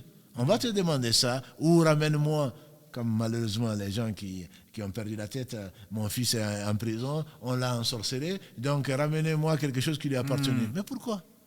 Ça, ce sont des symptômes du charlatanisme. Il ne faut pas le donner, il ne faut pas croire. Et quelqu'un qui vient et qui touche à une femme qui n'est pas son épouse, qui n'est pas une mahram, et qui commence à toucher, c'est interdit. Je ne connais pas de divergence dessus. Voilà. Donc, toucher, effectivement, ça peut se faire avec quelqu'un donc, de proche, on dit la mahram, donc ou maharim, des gens que tu ne peux pas épouser, ou ton épouse, hein, bien sûr, ou ton époux. Et là, effectivement, on peut le mettre, on peut faire des doigts qui nous ont été enseignés par le prophète sallam. On peut dire les surat courtes ou autre chose. Tout ceci est légiféré, il n'y a pas de souci. De le préciser, parce qu'il y en a beaucoup qui utilisent cette apparence de piété ou cette apparence de droiture pour tromper les gens. Ouais. Et quelqu'un qui vient et qui vous demande ramène-moi quelque chose, comme tu as dit, quel est le prénom de ton père, de ta mère, ou parfois qui te donne quelques secrets, des choses que tu ne connais pas. Nous, on le voit, on se dit, Masha'Allah, c'est quelqu'un qui doit avoir Futuhat al-Rabbani, c'est-à-dire qu'Allah subhanahu wa ta'ala qui lui inspire, Masha'Allah, c'est un shérif, c'est ceci, cela. Alors en fait, soit c'est un charlatan, soit c'est un escroc, parce que parfois ils arrivent à interpréter certains signaux, et c'est comme ça qu'ils font pour pouvoir où ils te donnent des évidences, et tu as l'impression effectivement que mince, il a découvert quelque chose d'extraordinaire. Ou sinon, ils font travailler les djinns. Absolument. Effectivement. Je me rappelle de mon professeur, quand j'étais jeune, qu'Allah lui fasse miséricorde. S'il est encore, je ne sais pas s'il est encore vivant d'ailleurs, mais qu'Allah récompense par le meilleur. Il me disait qu'une fois, il était passé dans ce qu'on appelle on connaissait ce qu'on appelle halqa. En fait, il y a quelqu'un, un conteur, qui vient et commence à raconter. Et parfois, tu as des sorciers. Il me dit, je m'étais mis dedans et je commençais à regarder. Et à un moment, je voyais, ils essayaient, c'était des sorciers, ils appelaient une femme et commençaient à lui dire, toi, tu t'appelles comme ça, etc. Tu as quelque chose, va me ramener. Et ça arrivait beaucoup, des histoires comme ça. Il dit, va ramener, tu as de l'or à tel endroit, ramène-le-moi. Elle va chercher l'or, elle le ramène, elle lui donne. Lui, il lui dit, je vais te faire la ruqya dessus. Il lui redonne quelque chose à la place sans qu'elle le voie. Elle repart chez elle. Elle ouvre et plus rien. Juste du papier. Ouais. Et une fois, il me dit, il a vu ça et il a commencé à lire. Il avait des ablutions, il a commencé à lire Ayat al-Kursi. Et il lisait Ayat al-Kursi. Et l'autre, il était perturbé, il l'a regardé, il lui a dit, toi, va-t'en. Il a dit, qu'est-ce que tu fais là? Il a dit, va-t'en, je ne veux plus te voir. C'est ça, tu me déranges. Tu me déranges, tu es en train de me déranger. Il a dit, directement, il m'a regardé, il m'a dit, subhanallah, il nous a raconté ça. Qu'Allah subhanahu wa ta'ala le récompense par le meilleur. Mais un des meilleurs remèdes, quand tu avais dit contre les sorciers et la sorcellerie, c'est Ayat al-Kursi. Tout à fait. Et c'est vrai, et c'est prouvé. Non, mais je veux dire, moi, tu me rends compte, toi, tu as eu ceci et cela. Mais c'est la preuve même qu'Allah te donne comme quoi il travaille avec les djinns. Exactement. Comment tu peux le savoir? Ah oui, ta mère était malade. Et n'est-ce pas que tu as eu telle maladie? Si tu me le dis, c'est qu'il y a un problème. Oui. Alors, ah oui, il connaît ça, donc il doit être fort. Oui. Et là, tu perds la foi, malheureusement, et tu vas croire qu'il connaît l'invisible. Tout à fait. Et il ne sait l'invisible qu'Allah. Celui qui pense que autre que Allah sait l'invisible, c'est un annulatif de l'islam. Donc il faut vraiment faire attention. Je sais que c'est tentant. Quelqu'un qui te dit tu as eu ça, il va t'arriver ça, forcément psychologiquement, tu vas penser qu'il sait et qu'effectivement, il sait qu'il va t'arriver ça. Donc tu vas commencer à être déstabilisé et il va profiter de ton état pour te vendre sa marchandise. Donc ça, il faut vraiment faire attention. Je pense je ne sais pas si tu voulais aborder d'autres éléments. Alhamdoulilah, le live passe très très vite. Non, alhamdoulilah. Moi, je trouve que c'est une compagnie qu'Allah la bénisse. Je pense qu'on a appris des choses et on a échangé sur des choses qui sont importantes. Le plus important, c'est de garder sa foi. Et donc ça me paraît, si des questions, alhamdoulilah, nous amènent à nous rappeler des choses qui paraissent importantes à nos frères et sœurs, ça sera les bienvenus. Du coup, on va, Inch'Allah, ta'ala, passer aux questions. Et juste avant ça, tu parlais tout à l'heure de juste une petite histoire que j'ai entendue du Cheikh Wahid, du livre qui est très très connu. Bali. Il disait qu'une façon de savoir si la personne effectivement est possédée, c'est que celui qui parle, c'est jamais la même voix de la personne. Ce qu'il racontait, mais c'est pas lui par expérience effectivement. Et il disait une façon aussi de savoir, c'est que quand tu as quelque chose chez toi que tu gardes dans ta poche que ne voit pas, tu lui demandes qu'est-ce qu'il y a dans ta poche. Ou quand tu as dans une chambre à côté ou une pièce, il ne sait pas ce qu'il y a à l'intérieur, tu lui demandes quand il te parle, qu'est-ce qu'il y a dans la pièce. Il a dit la plupart, effectivement, quand c'est vrai, tu lui demandes, il te dit ce qu'il y a à l'intérieur dans l'autre pièce, parce qu'ils peuvent envoyer, il peut aller très très rapidement voir et revenir. Il a dit c'est une des façons de le voir, d'après lui. En tout cas, je l'ai entendu effectivement de parler de ce sujet-là pour voir comment le faire. Et un des sujets aussi, une des signes, c'est que la voix change et que la personne, quand ça arrive, à ce moment-là, la personne ne se rappelle plus. À la différence parfois de quelqu'un effectivement qui se rappelle, c'est que ce n'est pas forcément de la possession ou de la sorcellerie. Barakallahu fik. Parce que ça m'est arrivé, je me suis dit, c'est quelques petites notes, on va dire, qu'Allah nous facilite. Barakallahu fik. Du coup, jazakallahu khairan, Mohamed, si tu as des questions. Salam alaikum. Barakallahu fikum pour votre échange et on remercie également les frères et les sœurs qui sont encore nombreux ce soir. La question, donc il y a pas mal de questions, hein, il y a les frères machallah et les sœurs aussi sont très actifs sur les commentaires. Donc j'ai relevé quelques questions. La première question que j'ai relevée qui peut-être mérite d'être un peu éclaircie, comment faire la différence entre la sorcellerie et le mauvais œil? La question t'est posée. À moi? Je vous pose la question à vous deux. Non, mais c'est Cheikh qui va répondre. Moi, je regardais le message de Karim qui m'a envoyé un message. La sorcellerie et le mauvais œil, c'est deux choses différentes. Parce que le mauvais œil, c'est quelque chose qui vient, comme son nom l'indique, ça vient d'un regard. C'est quelque chose d'instantané que tu subis sur le coup. Alors que la sorcellerie, c'est quelque chose c'est une dégradation, comme je dirais, qui a un début et qui se multiplie. Par exemple, tu aimes ton mari, mais tu ne peux plus le supporter, etc. Ce n'est pas le mauvais œil alors que vous êtes ensemble. Le mauvais œil, c'est que, je raconte cette histoire pour ceux qui me connaissent, ici dans la mosquée, il y a quelqu'un qui est venu, je sais que j'étais au Maghreb, je raconte ça aux gens. J'étais au Maghreb et puis j'ai dit Allah Akbar et je n'avais plus de voix. Quand j'ai terminé, il y a un frère qui est venu, les larmes aux yeux, il m'a dit, excuse-moi, je ne savais pas que j'avais le mauvais œil. Parce que je suis venu, j'ai dit, allons-y à Bellefontaine, il y a un imam, donc j'aime beaucoup la lecture.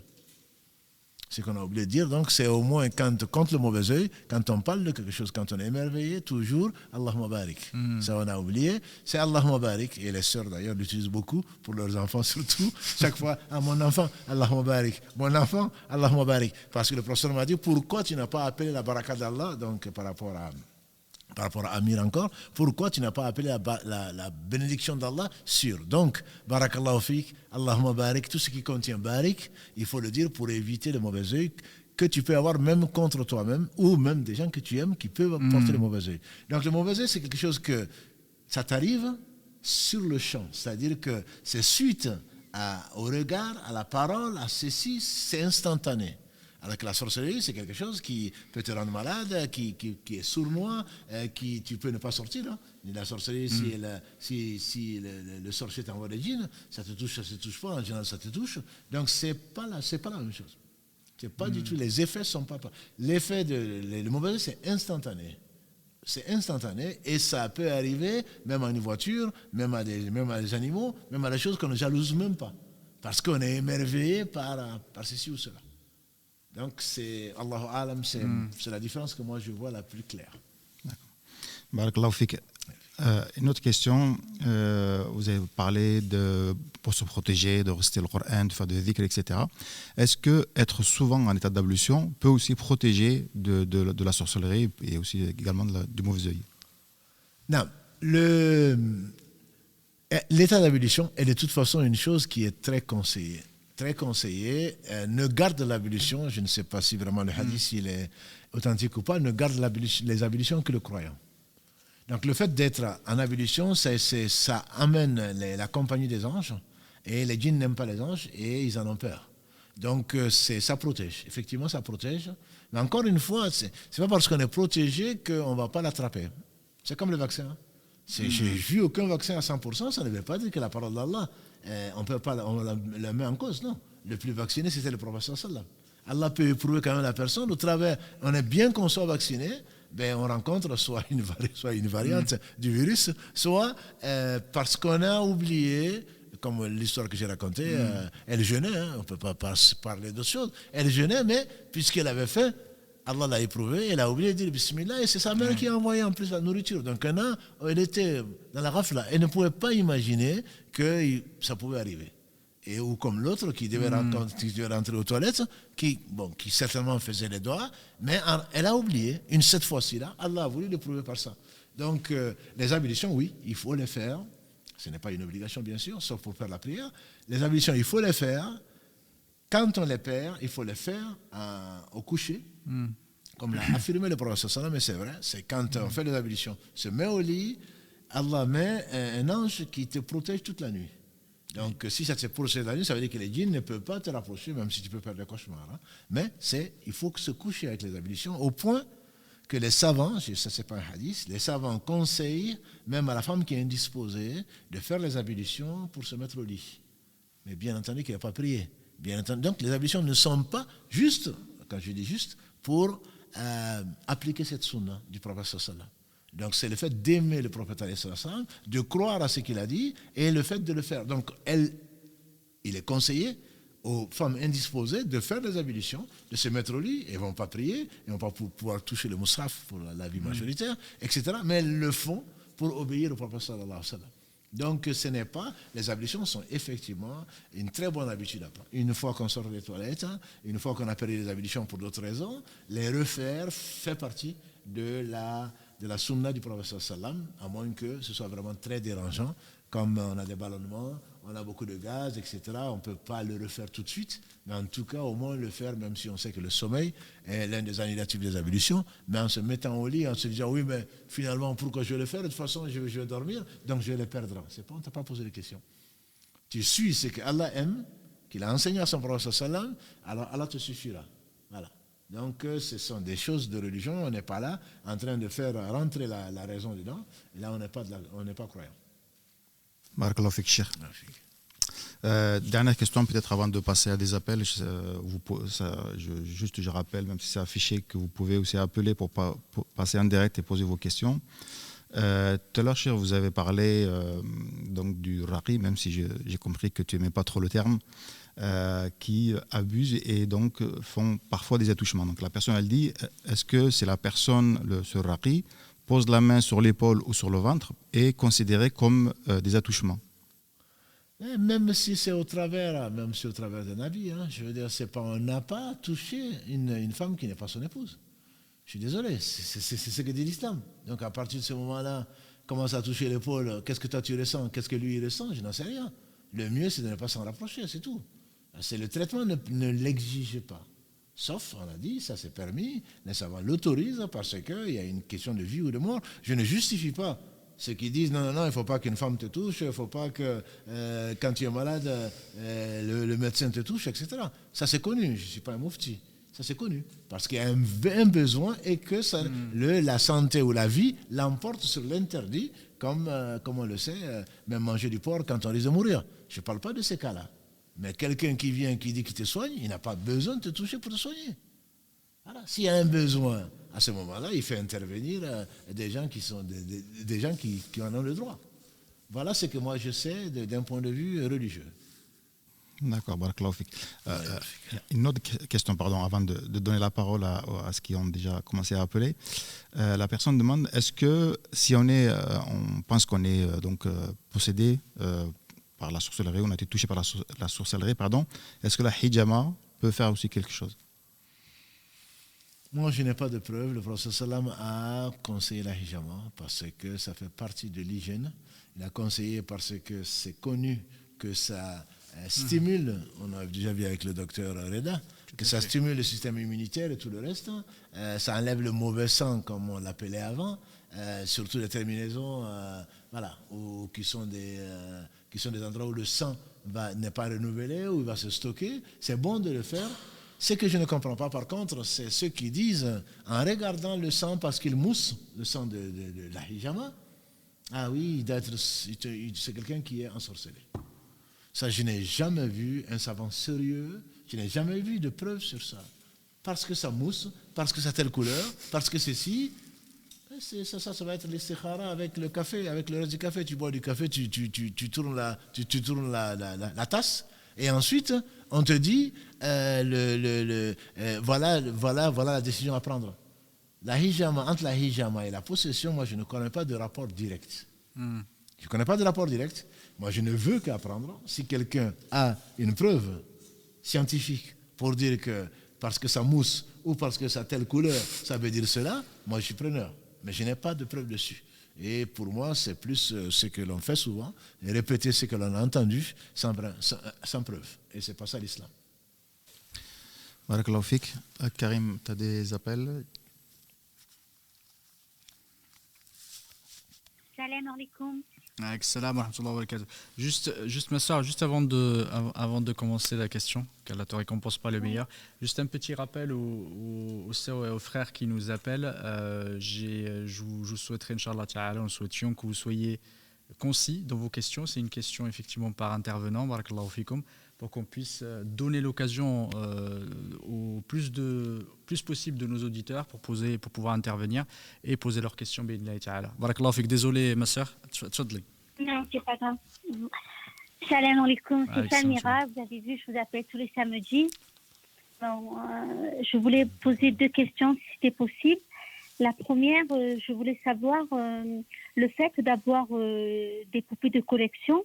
J'ai un imam, parce que vous savez comment je vous avais dit que je suis habitée depuis plus de 20 ans, ça fait 28 ans. Vous vous souvenez de ce que je vous avais dit? Oui. Et du coup, j'avais des poupées et j'ai vu un imam, il m'avait dit que c'était pas bon de garder les poupées à la maison parce que ça serait des nids à djinns. Je voulais savoir si déjà c'était vrai. Les poupées, disons que ceux qui habitent à Haïti ou ailleurs, ils savent que les charlatans utilisent des poupées et effectivement, c'est pour piquer. Quand on pique les yeux ou la tête de machin, ils utilisent des poupées. Bon, après... c'est le vaudou. Voilà, ça c'est le vaudou. Barakallahu fik, je ne savais pas que tu connaissais la technique. Voilà. Donc, ça, ce sont des choses qui sont connues, mais après, Je pense que c'est plus une précaution qu'autre chose. Il est évident que les enfants peuvent jouer avec des poupées, etc. On sait que la représentation figurée dans l'islam interdit les anges de rentrer. Si les anges ne rentrent pas, bien sûr, les djinns seront présents. Et même si les anges sont là. Mais c'est pour purifier la maison que c'est mieux de ne pas afficher la photo de la grand-mère et je ne sais quoi d'autre. Ça, c'est un hadith qui est authentique, même s'il y a divergence. Est-ce que c'est en 3D, comme disent des Malikis, ou est-ce que c'est juste une photo suffit? D'être animé, il faut éviter. D'accord. Voilà. D'accord. Bon, je m'en suis débarrassée de toute façon. La deuxième chose, merci en tout cas pour la première question. La deuxième chose, je voulais savoir, je voulais vous demander, je voulais revenir sur ce que vous avez dit. Vous avez dit que comment le Raki pouvait savoir combien on avait de djinns. Moi, je sais que lors de ma dernière séance de Ruqya, j'ai parlé avec 2 voix différentes, celle d'une femme âgée et celle de la voix d'un homme. J'étais consciente pendant toute la séance. Donc, j'en ai déduit que j'en avais 2. Vous en avez déduit que vous en avez 2. J'espère qu'il ne vous a pas dit qu'il y en avait 10. Non, il ne m'en a pas dit 10, oui. mais subhanallah, j'ai parlé avec une voix de femme âgée. Oui, mais j'ai pas la voix d'une femme âgée et avec la voix d'un homme. Je vous crois, mais ça c'est vous qui avez déduit ça. Ça c'est autre chose. Moi je parle du Raki qui va vous dire... Non, mais il a confirmé, l'imam. Il a confirmé parce que de passer d'une voix à l'autre... Alhamdulillah, si vous pensez qu'un imam peut savoir le nombre de djinns, tant mieux. Moi je vous dis simplement que... Non, c'est pas ce que je dis. Non, cher, c'est pas ce que je dis. J'ai dit, moi, je suis restée quand même surprise lors de la Ruqya parce que pendant toutes ces années, c'est toujours le même djinn. Ça fait...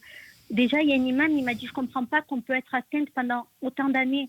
Et je l'invente pas. Pendant des années, je veux dire, je peux pas inventer quand on me tient le soir par la taille, quand mon corps, il se soulève du lit. Vous comprenez? Je ne doute pas de ce que vous avez vécu. Je ne parle pas de ça. Je dis simplement, moi je mets en garde... J'en pleure parce que c'est quand même... Parce que je vous dis la vérité, quand on est seul, quand on vit seul et qu'il vous arrive ce genre de phénomène, c'est impressionnant parce que moi j'étais sceptique.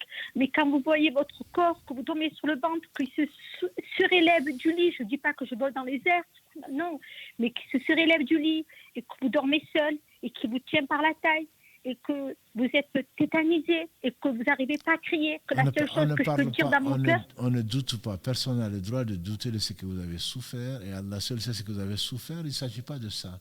Quand je parle... Ma soeur, quand je sais que je dis, je le répète, c'est peut-être pas clair. Je dis quelqu'un qui vous voit et qui vous dit que vous avez 10 djinns, je ne sais pas, vous n'avez pas parlé avec 10 voix différentes. Vous ne saurez pas différencier... Je ne parle pas de vous, je parle de ce que j'ai dit pour que tout le monde comprenne en général. Oui. Si vous avez entendu 2 voix différentes, que vous dites qu'il y a 2 djinns, je ne sais pas si c'est votre djinn qui change de voix, j'en sais rien, je ne connais pas les djinns à ce point-là. Mais moi, je n'affirmerai pas que vous en avez 2, mais qui est une vieille dame, une voix de vieille dame ou de vieillard ou de jeune, etc. Effectivement, ce sont des indices pour dire que vous avez des djinns différents. Mais moi, je parle de ceux... On va voir le Raki pour qu'il vous impressionne. Ah oui, mais vous en avez 10, vous en avez 7 pour augmenter, j'imagine, le devis. Voilà, pour augmenter le devis, puisqu'il y en a 7, donc il faudrait que ce soit plus cher. Voilà, je mets en garde contre, moi je ne le sais pas. Je ne sais pas, je veux dire, en voyant quelqu'un, je ne sais pas s'il a un djinn, je ne sais pas s'il en a plusieurs, et je ne me permettrai pas, qu'Allah me préserve, de dire à quelqu'un, tu as tant de djinns. C'est que si on dit que tu as tant de djinns, c'est que tu as des dons, pour moi, qui sont surnaturels. C'est tout ce que je dis. Bien sûr. Voilà, je ne dis pas que ça n'existe pas. Oui, non, mais je comprends. Mais moi, je peux vous attester que, pour vous dire que je suis habitée, parce que moi-même, j'étais sceptique, parce qu'à la toute première fois, quand il était venu, le Raki, il ne m'avait pas demandé d'argent, c'était quelqu'un de sérieux, parce que j'en ai côtoyé beaucoup. Au cours de ces années, j'en ai côtoyé. Et vous parlez d'attouchement, il y en a même qui m'ont demandé des sommes astronomiques. Il y en a qui ont essayé un peu de me palper un peu la poitrine. C'était pas normal, j'ai vu que c'était des charlatans, des attouchements. Il y en a qui m'ont rappelé pour venir essayer de me demander de boire un café à la maison. J'ai vu toutes sortes de Raki. Mais ce que je veux dire, c'est que moi-même, j'y croyais pas. Mais quand j'ai commencé à parler en langue étrangère, quand j'ai parlé avec une voix d'homme, je veux dire, moi, ma voix, en voix, j'ai une petite voix, quand m'est arrivé plein de phénomènes, que je grimace, que j'ai insulté ma mère, j'ai insulté mes parents. Bref, de toute façon, c'est Allah qui décide, parce que c'était mon destin, il était écrit, c'était ainsi. Et si ça fait autant d'années, c'est que Dieu seul sait pourquoi. Ben, comme je vous disais la dernière fois, il a ses raisons. Peut-être que je serai une égarée, et ça m'a rapproché d'Allah Azzawajal. Je le dis toujours, c'est un mal pour un bien. Mais l'épreuve, elle est quand même longue. Mais bon, il faut que je fasse des douras, il faut que je fasse les causes pour essayer que... Vous voyez? Qu'Allah vous guérisse et qu'Allah vous purifie. Amin, ya Rabbi, amin. Bon, merci beaucoup Amin, en tout amin. cas d'avoir répondu. Et désolée d'avoir pris autant de temps. Non, alhamdulillah, tu es toujours la bienvenue, ma soeur, qu'Allah te Merci. guérisse et te purifie. Et tiens bon, Inch'Allah Ta'ala, parce qu'il faut garder espoir. Allah subhanahu wa ta'ala est miséricordieux. Oui, je garde l'espoir. Je garde l'espoir. Barakallahu fikum et merci beaucoup, le frère. Barakallahu fik. Salam alaikum wa rahmatullahi wa barakatuh.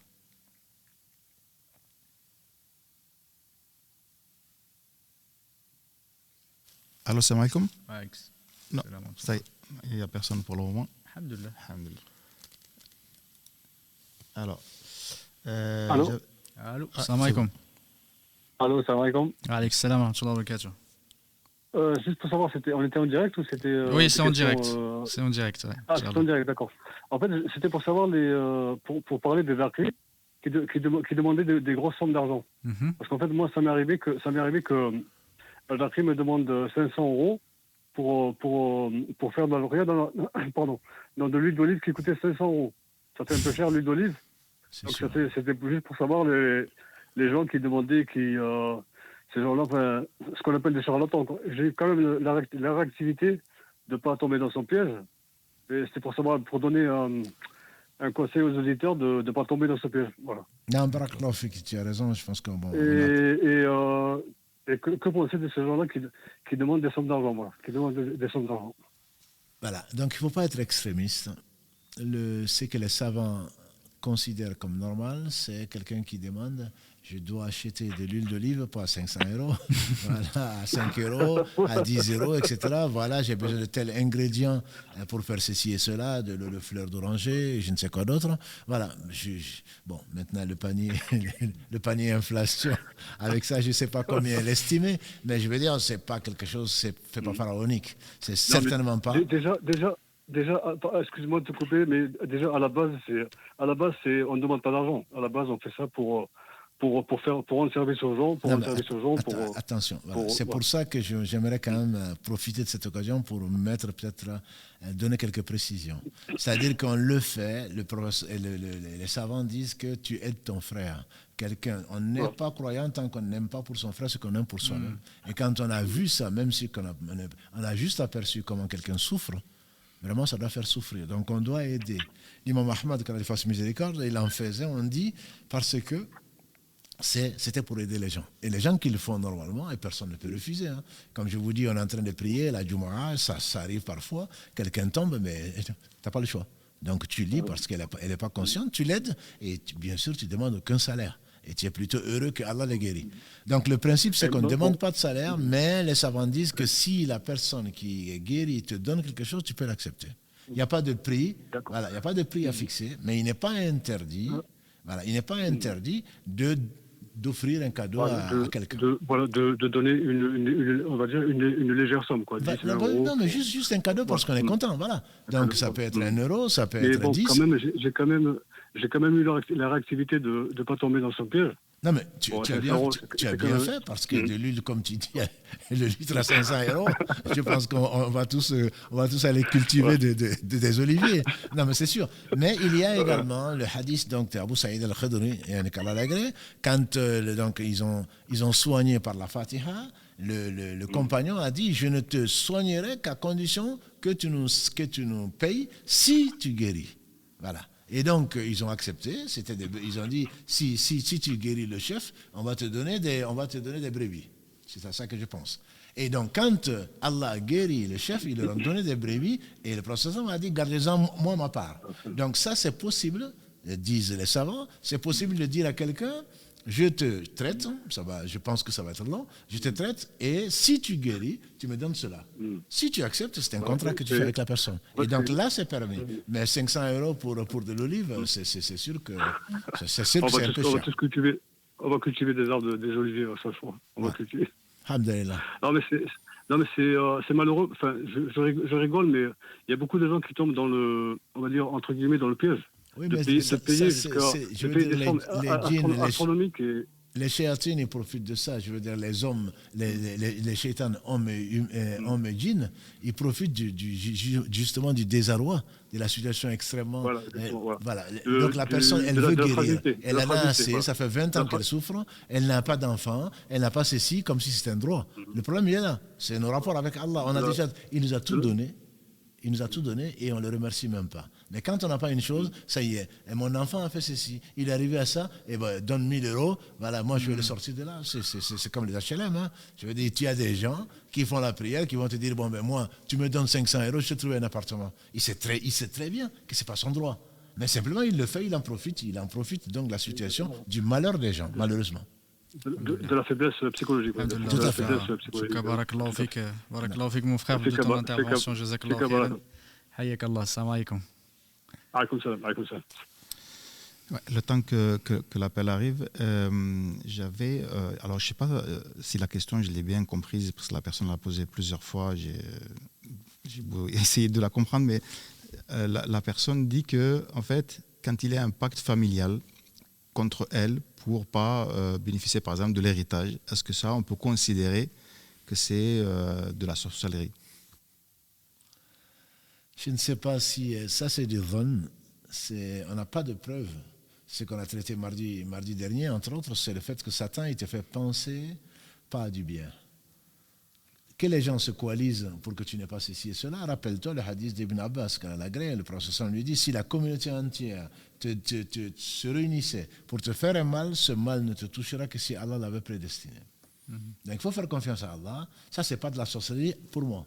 Ils peuvent effectivement, généralement quand ils font de la sorcellerie, ils ne se mettent pas ensemble. Hein. Ils se cachent plutôt pour le faire.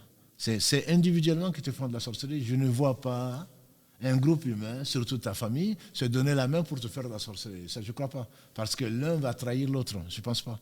Quand on te fait de la sorcellerie, souvent, c'est parce que la personne va voir le sorcier en douce. Donc c'est rare que ce soit un pacte familial pour te faire de la sorcellerie. Par contre, que les gens se regroupent parce qu'ils ne t'aiment pas ou parce qu'ils ne veulent pas ceci et cela, ça c'est courant. Je veux dire, c'est dans tous les milieux, croyants, non-croyants, ça existe. Ça, c'est la société humaine. Je ne pense honnêtement pas que ce soit de la sorcellerie. Une sœur qui pose la question aussi, est-ce qu'elle peut multiplier le dhikr en état de menstru? Le dhikr, c'est dans tous ses états. Allah a décrété que les filles d'Adam ont les menstrues. À partir de ce moment-là, il n'y a pas 5 jours de congé par mois ou 8 jours de congé par mois. Non, elle doit multiplier. Le dhikr, ce n'est pas non plus que la récitation du Coran. Même si les savants, je rappelle à certaines sœurs, même en état d'indisposition, même s'il ne faut pas toucher pour la plupart des savants le mushaf, on peut lire Ayatul Kursi, on peut lire les 3 dernières sourates pour se protéger. Ça, c'est permis, sans aller dans les livres. Ça, c'est permis.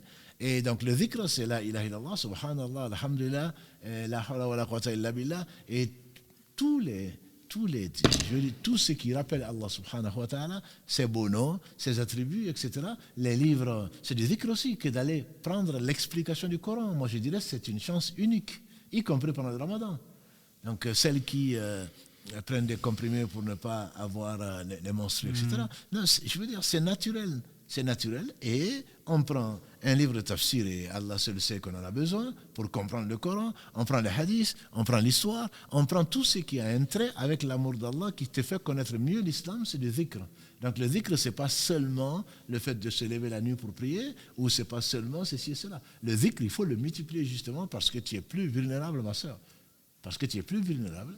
Tu ne fais pas la prière, ce n'est pas de ta faute, bien sûr. Allah t'interdit de faire la prière, donc remplace-la par d'autres choses et profites-en pour apprendre donc, ta religion, etc. Et la religion, il n'y a pas que l'apprentissage des versets du Coran. Moi, je conseille même de multiplier le dhikr à ces périodes-là.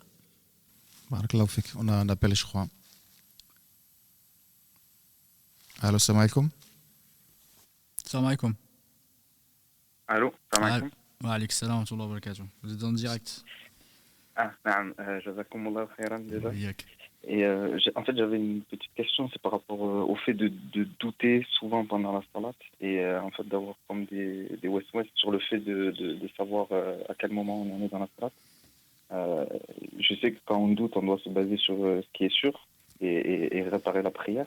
Mais si ça revient de manière trop récurrente, quel est le conseil que vous pourriez me donner par rapport à cela? Et si cela peut être dû au fait que c'est dû à un manque de concentration, par exemple, ou... Non, je sais pas. Non, c'est une épreuve, c'est une tentation. Et nous, on l'a développé dans le live de mardi, pas mardi dernier, le mardi d'avant. On a traité. Comme tu dois le savoir, on a le live, donc les maladies du cœur, la purification de l'âme le mardi, et le samedi, on échange avec Si Mohamed Barakallahu Fi sur les problèmes pratiques. Voilà. Mais ta question a toute sa place. C'est pas du tout ça que je veux dire. Je veux dire que les astuces de Shaitan, on l'a traité plutôt le mardi, c'est pas encore fini d'ailleurs, Inch'Allah, on va aller jusqu'au Ramadan. Donc c'est ça, on a traité le 9e épisode des astuces de Shaitan, et Dieu seul sait, Yannick Yana. Donc le waswas, c'est une maladie. Satan ne va pas t'abandonner, surtout quand tu veux faire l'acte le plus aimé d'Allah, que tu as un rapport avec Allah, il va venir, surtout dans la prière, te faire douter. Donc quand tu le sais, les savants conseillent premièrement de te préparer, donc bien avant la prière. Nous, on vient souvent à 120 à l'heure sur la rocade, et on vient à la dernière raka, donc on a encore la tête dans ce qu'on a entendu aux infos, ou à je ne sais quoi d'autre, ou on vient du travail vite, et donc on n'est pas concentré. Il faut se préparer. C'est pour cela que mieux vaut attendre la prière. Je ne parle pas de ton cas, je ne le connais pas. Mieux vaut venir avant la prière. Donc ensuite, l'appel à la prière chasse Satan, comme l'a dit le prophète sallam. Quand on fait l'appel à la prière, le Satan il s'en va en jetant un pet. Et une fois qu'on a fini, il revient, n'oublie pas ceci, n'oublie pas cela. Et tu fais tes 2 raka'as et tu fais ton dhikr en attendant de commencer la prière, tu verras déjà que c'est beaucoup mieux. Si tu le fais en groupe, il a moins de poids, il a moins d'influence que si tu le fais tout seul, bien entendu. Donc le faire à la mosquée en groupe, c'est déjà mieux. Mais surtout si tu as des waswas. Ensuite, donc, quand tu pries derrière l'imam, tu as moins de tentation. Je dirais, l'imam est plus tenté que toi, mais tu as moins de tentation que si tu pries seul ou c'est toi qui récites. Donc, avec tout ça, le prophète sallam, il lui arrive quand même d'oublier. L'oubli est humain, il ne faut pas non plus prendre tous les oublis comme des waswas. Il est déjà oublié, il lui est arrivé d'oublier de faire le tashahhud du milieu. Donc, il s'est levé, on l'a dit subhanallah, il a dit aux gens de se lever. On sait comment le réparer. Dans ce cas, tu fais 2 sujoud avant de faire le salam, après le tahiyya, etc. Quand tu doutes, il a dit, tu te fixes sur ce qui est sûr. Mais il ne faudrait pas que ça arrive à toutes les prières. Voilà. Quand ça arrive à toutes les prières, ça c'est vraiment du waswas. Et la seule solution que j'ai trouvée de la part des savants, c'est le fait de l'ignorer. C'est-à-dire que toi, chaque fois que tu te lèves, tu ne sais pas si c'est 2 ou 3, là, le contraire, tu te bases sur ce qui est le maximum, pour que Satan te laisse tranquille. Tu fermes la porte du doute. 2 ou 3, toi tu te dis 3. Mais quand c'est Mohammed, que ça lui arrive une fois dans la journée, lui, 2 ou 3, pour lui c'est 2. Il se base sur ce qui est sûr et il complète. Ensuite, il fait 2 sujoud. Mais quand ça t'arrive souvent, toi, tu considères, est-ce que j'ai les ablutions? Le principe est connu, contrairement à ce que beaucoup de gens pensent, les ablutions, tu les as tant que tu n'es pas sûr de les avoir perdues. Oui. Voilà. Au lieu de dire, ah non, je ne sais plus, non, je ne me souviens plus, je vais aller refaire les ablutions. Non, ce n'est pas ça. C'est que j'ai les ablutions parce que je ne me souviens pas les avoir perdues. On se base sur ce qui est sûr.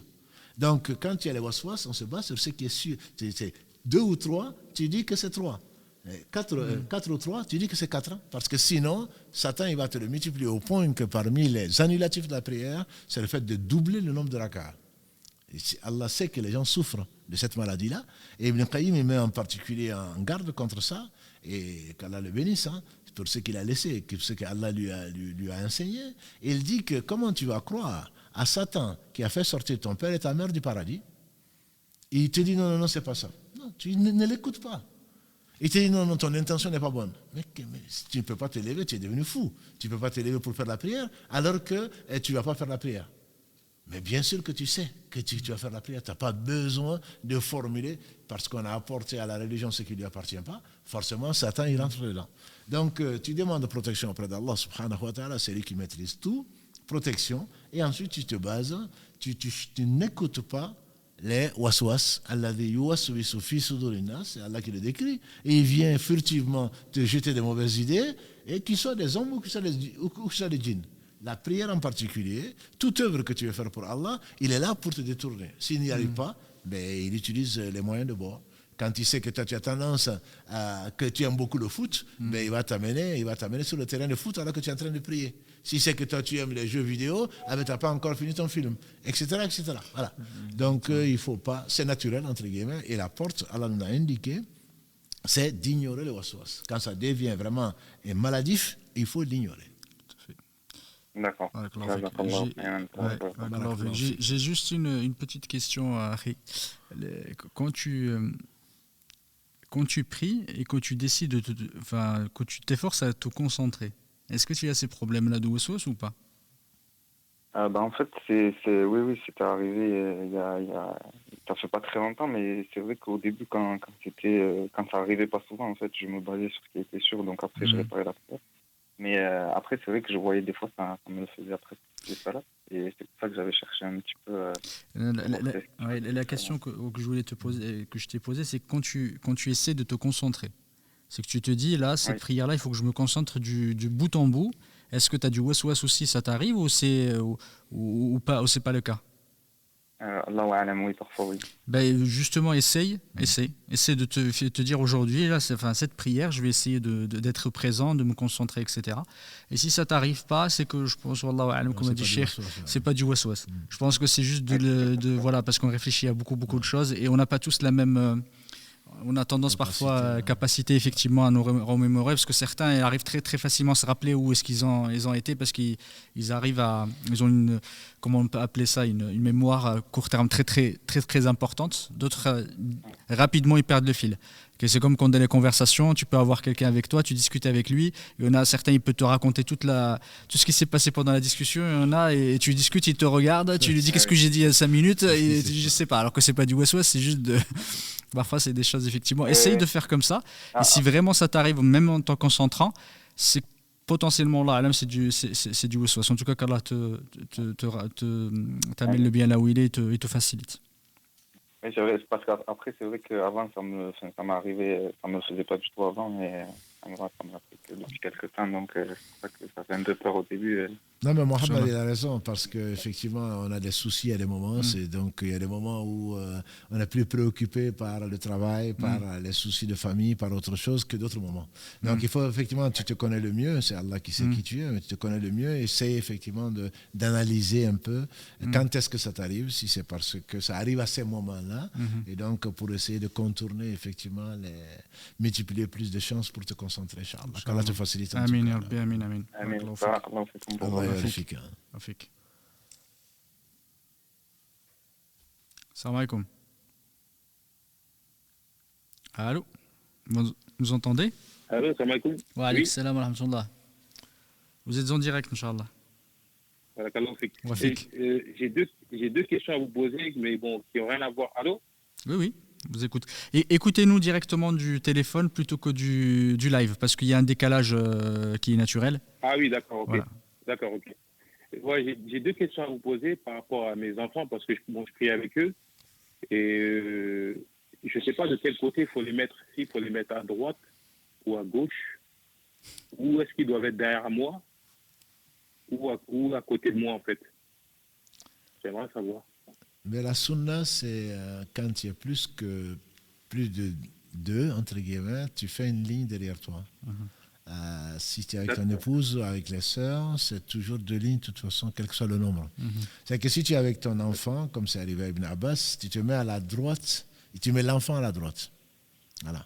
Ou si tu pries avec moi ou avec Si Mohamed ou avec Karim, tu le mets à la droite. Si vous êtes deux, l'imam est à gauche et celui qui l'accompagne est à droite. Mais une fois que vous êtes trois, ce n'est pas les mettre à droite et à gauche, c'est les mettre derrière toi. Sauf si, tu sais qu'ils vont s'amuser, etc. Des enfants, tu les mets l'un à gauche, l'un à droite, bon, pour les surveiller. Mais sinon, sinon c'est ils se mettent donc derrière toi et ils forment une ligne donc de droite à gauche, entre guillemets. Tu ne les mets pas tous à droite ou tous à gauche. Mais quand c'est deux, tu le mets à droite de l'imam. Et quand c'est plus, donc c'est toute une ligne. Et quand tu es avec ton épouse, ta mère, tes enfants, tes filles, ça c'est derrière. D'accord, ok. Et c'est une question, j'ai un de mes fils, quand on prie, quand on commence à prier, ben, il commence à bouger, il se touche partout, il baille. En fait, l'autre, particulièrement lui, il est concentré, mais d'autres, le plus grand, Ismaël, et puisqu'il est à côté de moi, il écoute, il a tendance à bouger, à faire plein de choses. Bon, quand on commence à prier, on dit toujours A'oudhu billahi minash shaitanir rajim 3 fois.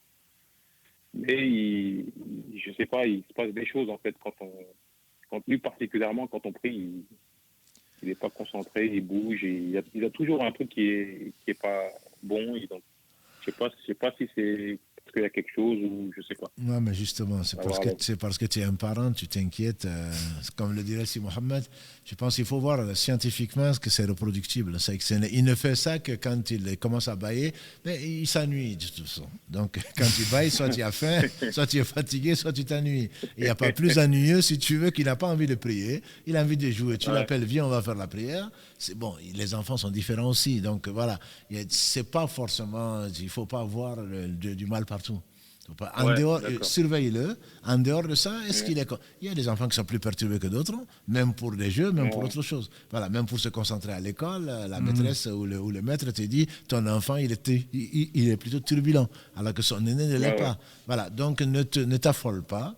Observe-le, et si par contre il te dit qu'il voit des choses ou des choses comme ça, ce qui arrive de plus en plus aux enfants, à ce moment-là tu peux être plus attentif, le consoler, ne pas lui dire attention c'est les djinns, non, pas du tout, tu le rassures. Un enfant a besoin d'être rassuré, même un grand d'ailleurs, on a besoin d'être rassuré, donc là à ce moment-là tu le fais dormir entre guillemets, même s'il a un certain âge, non, débrouille-toi, non, il vit et il est stressé, donc il faut le rassurer, quitte à dormir avec lui au moins la première fois, mettre un peu de Coran pour l'apaiser, qu'il sente qu'il y a une protection d'Allah bien sûr, mais lui il n'a pas cette conscience-là, il se repose sur ses parents. Donc ça il faut vraiment être attentif quand tu sens que, mais si c'est parce qu'il baille ou il joue en priant, je dirais c'est son âge. Fais attention, dis-lui c'est sérieux, voilà, félicite-le quand il ne le fait pas, etc. Ne t'affole quand même pas et ne considère pas ça comme des choses qui sont anormales. D'accord. Barakallahu fik. Cher, j'ai une question qui est très intéressante qui est arrivée aussi. Oui. Comment savoir si on a été soi-même à l'origine d'un mauvais œil? C'est une bonne question, comme tu dis, très intéressante. C'est-à-dire que on ne va pas non plus se considérer comme il m'a apporté le mauvais œil. J'entends souvent ça chez les sœurs. Il m'a apporté le mauvais œil. Pourquoi? Non, comme ça, je le sens. Non, pas du tout. Le mauvais œil, c'est quoi? C'est quelque chose qui arrive, qui détruit une chose. C'est une chose qui est anormale. C'est que ce n'est pas... voilà. Dès que je l'ai vu, je commence à avoir mal au ventre. Il y a des gens qui portent le mauvais œil. Le mauvais œil fait partie de la jalousie. Mais ce n'est, comme on a dit il y a quelques émissions, c'est pas pareil. Il y a des différences très claires des mauvais œil. Mais il est arrivé quelque chose. Mais s'il n'est rien arrivé, il n'y a pas à chercher le mauvais œil. C'est-à-dire que je rentre chez moi et puis j'ai mal aux yeux. Ah ouais, quelqu'un m'a porté le mauvais œil. Non. Va voir l'ophtalmo et puis voilà. Ça peut arriver même si tu es seul. Donc il faut pas compliquer la vie. Maintenant, je suis là alors que tout allait bien, il s'est passé quelque chose. Là, à ce moment, tu as des raisons pour te poser des questions. Qu'est-ce qui est arrivé? Je n'arrive pas à expliquer. Mais que tu tombes malade, c'est normal, je veux dire. La maladie, c'est normal. C'est grâce à Allah qu'au travers de tout ce qu'il a créé de façon parfaite, on évite la maladie. Mais c'est normal. On est en contact avec tellement de choses, on est tellement compliqué que la maladie, plutôt, c'est ça l'état normal. Voilà, donc il ne faut pas non plus voir le mauvais œil partout. Le mauvais œil, c'est quand il arrive quelque chose, et comme on dit, tout d'un coup, une voiture qui est neuve refuse de démarrer, tu te dis, mais je vais aller voir le mécano. Mais chaque fois que tu rencontres ton beau-père, ça arrive. Tu te dis, il t'a apporté le mauvais œil, peut-être. Et là, tu passes derrière lui, tu ramasses l'eau et puis tu fais une douche, ou tu le verses sur la voiture, c'est déjà arrivé d'ailleurs. Le mauvais œil, on a dit qu'il faut se laver. Et le mauvais œil, j'ai vu l'avis d'un savant, dessus, un savant contemporain, quand tu prends l'eau des ablutions, et bien sûr, il parle de l'eau des ablutions comme si tout le monde priait. Voilà, c'est ce qu'on espère. Et tu prends l'eau des ablutions et quelqu'un, on n'a pas besoin d'être musulman pour avoir des mauvais œils. Hein. Le mauvais œil peut venir aussi des non-musulmans. Comment tu vas lui dire de faire des ablutions? Voilà. Donc, il dit, tu demandes l'eau des ablutions de la personne et tu le mets sur la voiture et la voiture a démarré.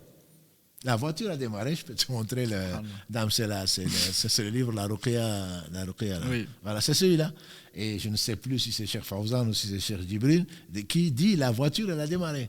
Voilà, donc, alhamdoulilah, c'est pas besoin d'aller toujours sur le mécano.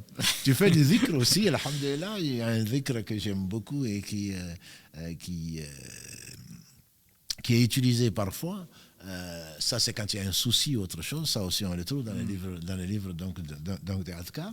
Et alhamdulillah, celui qui dit La ilaha illallah, donc al-azim al-halim, La ilaha illallah, rabbul arsh al-azim, La ilaha illallah, La ilaha illallah, jusqu'à la fin. Et Allah subhanahu wa ta'ala donc résout le problème. Même si tu mets la clé, tu dis Bismillah, il se peut que la voiture ne obéisse à son Seigneur. Donc il ne faut pas non plus s'affoler, je veux dire. Il ne faut pas voir le mauvais œil partout. Effectivement, il y en a, mais il ne faut pas le voir partout non plus. Tout à fait.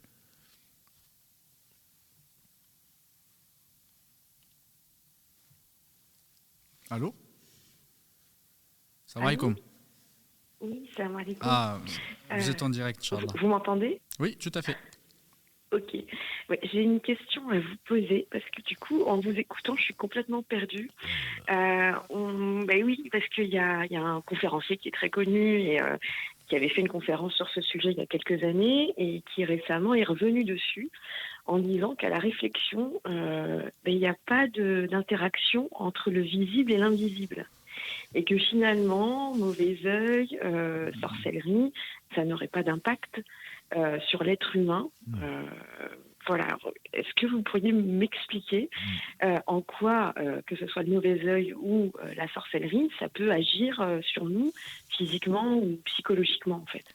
Non, mais ça, ce sont des choses, je veux dire, pour le croyant, pour la croyante que vous êtes, que ce sont des choses qui sont démontrées, qui sont dans le Coran.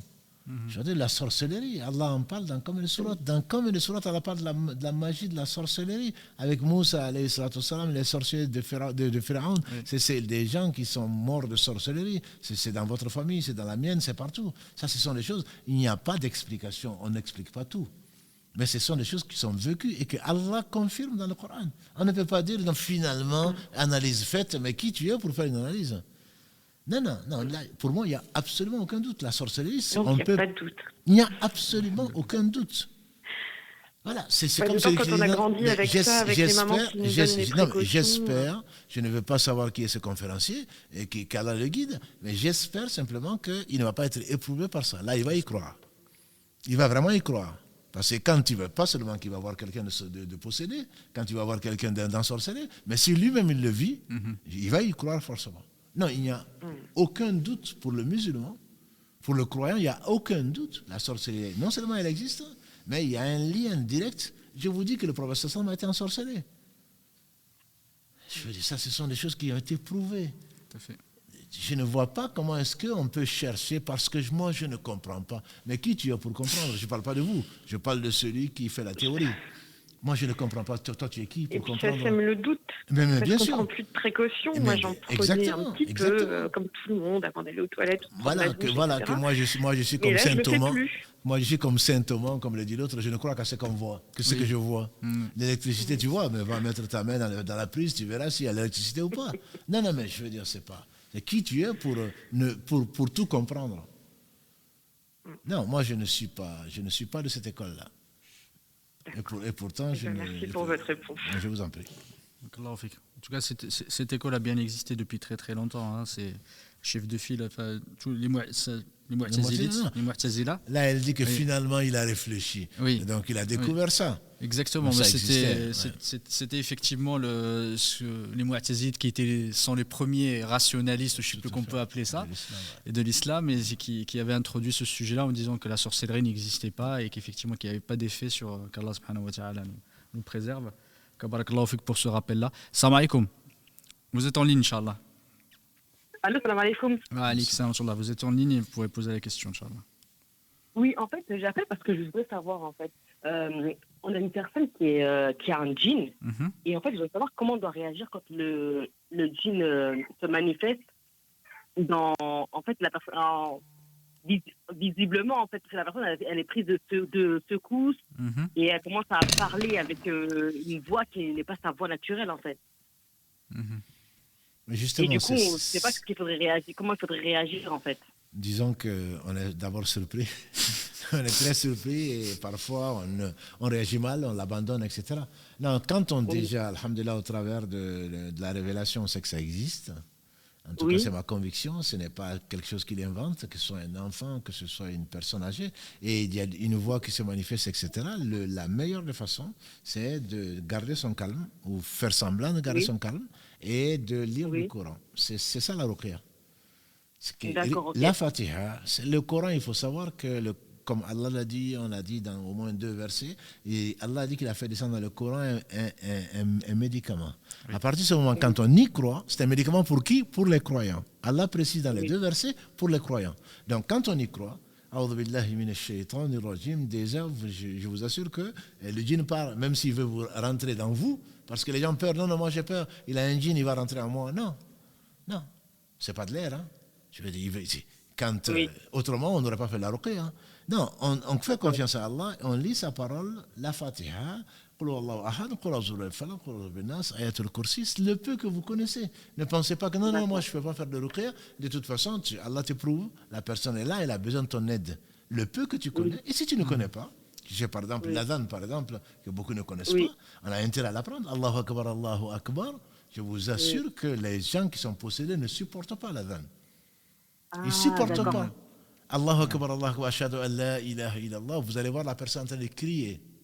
Elle va crier parce qu'elle ne sait pas elle-même. Elle ne supporte pas. Ashhadu anna Muhammad Rasulullah, elle ne va pas le supporter. Voilà. Donc il faut chasser sa propre peur. Sa propre peur. Parce que quand vous allez faire ça, je vous assure que vous allez être plus forte que si vous ne le faites pas. Avoir peur, ça ne peut vous amener que des ennuis. Donc le peu que vous connaissez, vous le répétez, la ilaha illallah, subhanallah, Allahu Akbar, et je vous assure que ça va vous apporter à vous, et ainsi, incha'Allah, il n'y a qu'à la personne qui est éprouvée devant vous. D'accord. Parce qu'en fait, ce qu'on a fait, du coup, on a récité et tout. Du coup, la personne, en fait, elle parlait, parce on était plusieurs personnes dans la pièce. Donc, du coup, elle a parlé à d'autres personnes.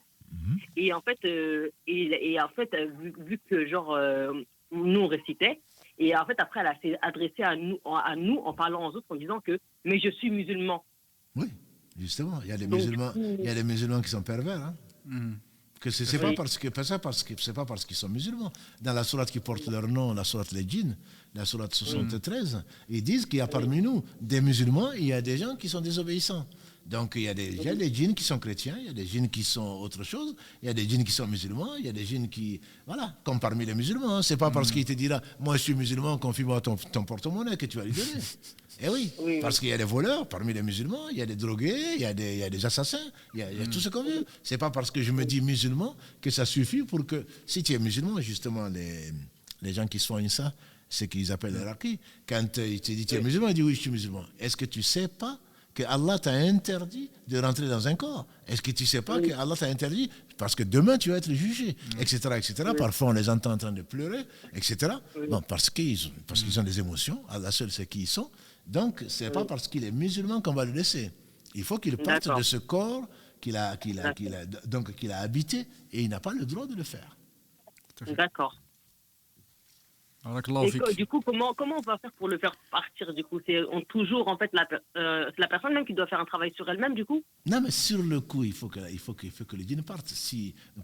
Grâce à Allah, c'est pas nous qui la faisons partir. On lit le Coran jusqu'à ce que la personne se sente bien. Parfois, elle perd connaissance même. Et quand elle revient à elle-même, elle se souvient même pas, comme l'a dit si Mohammed, elle se souvient même pas de ce qui s'est passé. Elle va se retourner à droite à gauche. Voilà, elle va se retourner. Mais où je suis? Qu'est-ce qui s'est passé? Parce qu'elle est passée par une période, les psychologues vont vous parler d'autre chose, en tout cas nous on sait qu'en pratique, la personne, elle est dépossédée. Et à ce moment-là, vous lui racontez, il s'est passé ceci et cela, protège-toi. Donc la personne a intérêt à revenir à Allah, à lui demander pardon, à garder les ablutions, à faire ses prières à l'heure, et à éviter de fréquenter, je dirais, les mauvais endroits, à se protéger pour entrer aux toilettes puisqu'elle est obligée de le faire, en se couchant, en mangeant, de commencer par Bismillah. Donc là commence une éducation. Mais ce n'est pas pour que le djinn ne revienne pas. Parce que même s'il part parce qu'il a peur d'être brûlé, mais dès qu'il a l'opportunité, il revient. Il revient, d'accord. En tout cas, barakallahu fik. Barakallahu fik, merci beaucoup. Et merci pour tous vos rappels et tout ce que vous faites. En tout cas, ça nous plaît beaucoup. Ça nous touche vraiment.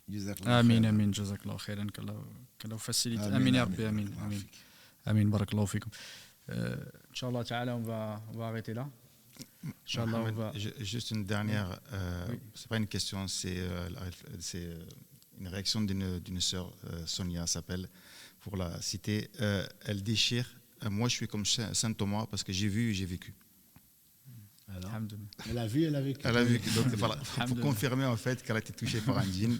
Donc c'est pour répondre un petit peu. Elle n'est pas comme Saint Thomas, elle est Sainte Sonia. Sainte Sonia, non mais... Alhamdulillah qu'Allah, il sait où mettre son épreuve. Hein. Donc, celui qui dit, comme j'ai dit, quelqu'un a dit, je ne crois pas en Dieu, je dis, dis à Dieu, je ne crois pas en toi, et si tu existes, manifeste-toi. Il m'a dit, j'ai passé la nuit, je n'ai pas dormi. J'ai dit, ben voilà, ça commence bien. Alhamdulillah. Amin, barakallahu fikum, jazakumullah khairan. Qu'Allah te récompense par le meilleur, cheikh. Barakallahu fik, si Mohamed. Barakallahu fik, Karim, Mohamed. Qu'Allah vous récompense par le meilleur, bénisse votre temps. On arrive, alhamdulillah, effectivement à la fin de cette partie consacrée à la sorcellerie, billahi ta'ala, et au mauvais œil. Alhamdulillah, s'il y a des questions, Inch'Allah ta'ala, on pourra plus tard y répondre. Barakallahu fikum, je vous souhaite une belle soirée, Inch'Allah, qu'Allah subhanahu wa ta'ala vous accompagne, vous guérisse, vous purifie et bénisse votre temps et vos biens et les vôtres, vos enfants et votre famille. سبحانك اللهم وبحمدك أشهد أن لا إله إلا أنت أستغفرك وأتوب إليك سبحان ربك رب العزة عما يصفون وسلام على المرسلين والحمد لله رب العالمين. بارك الله فيك. وفيك.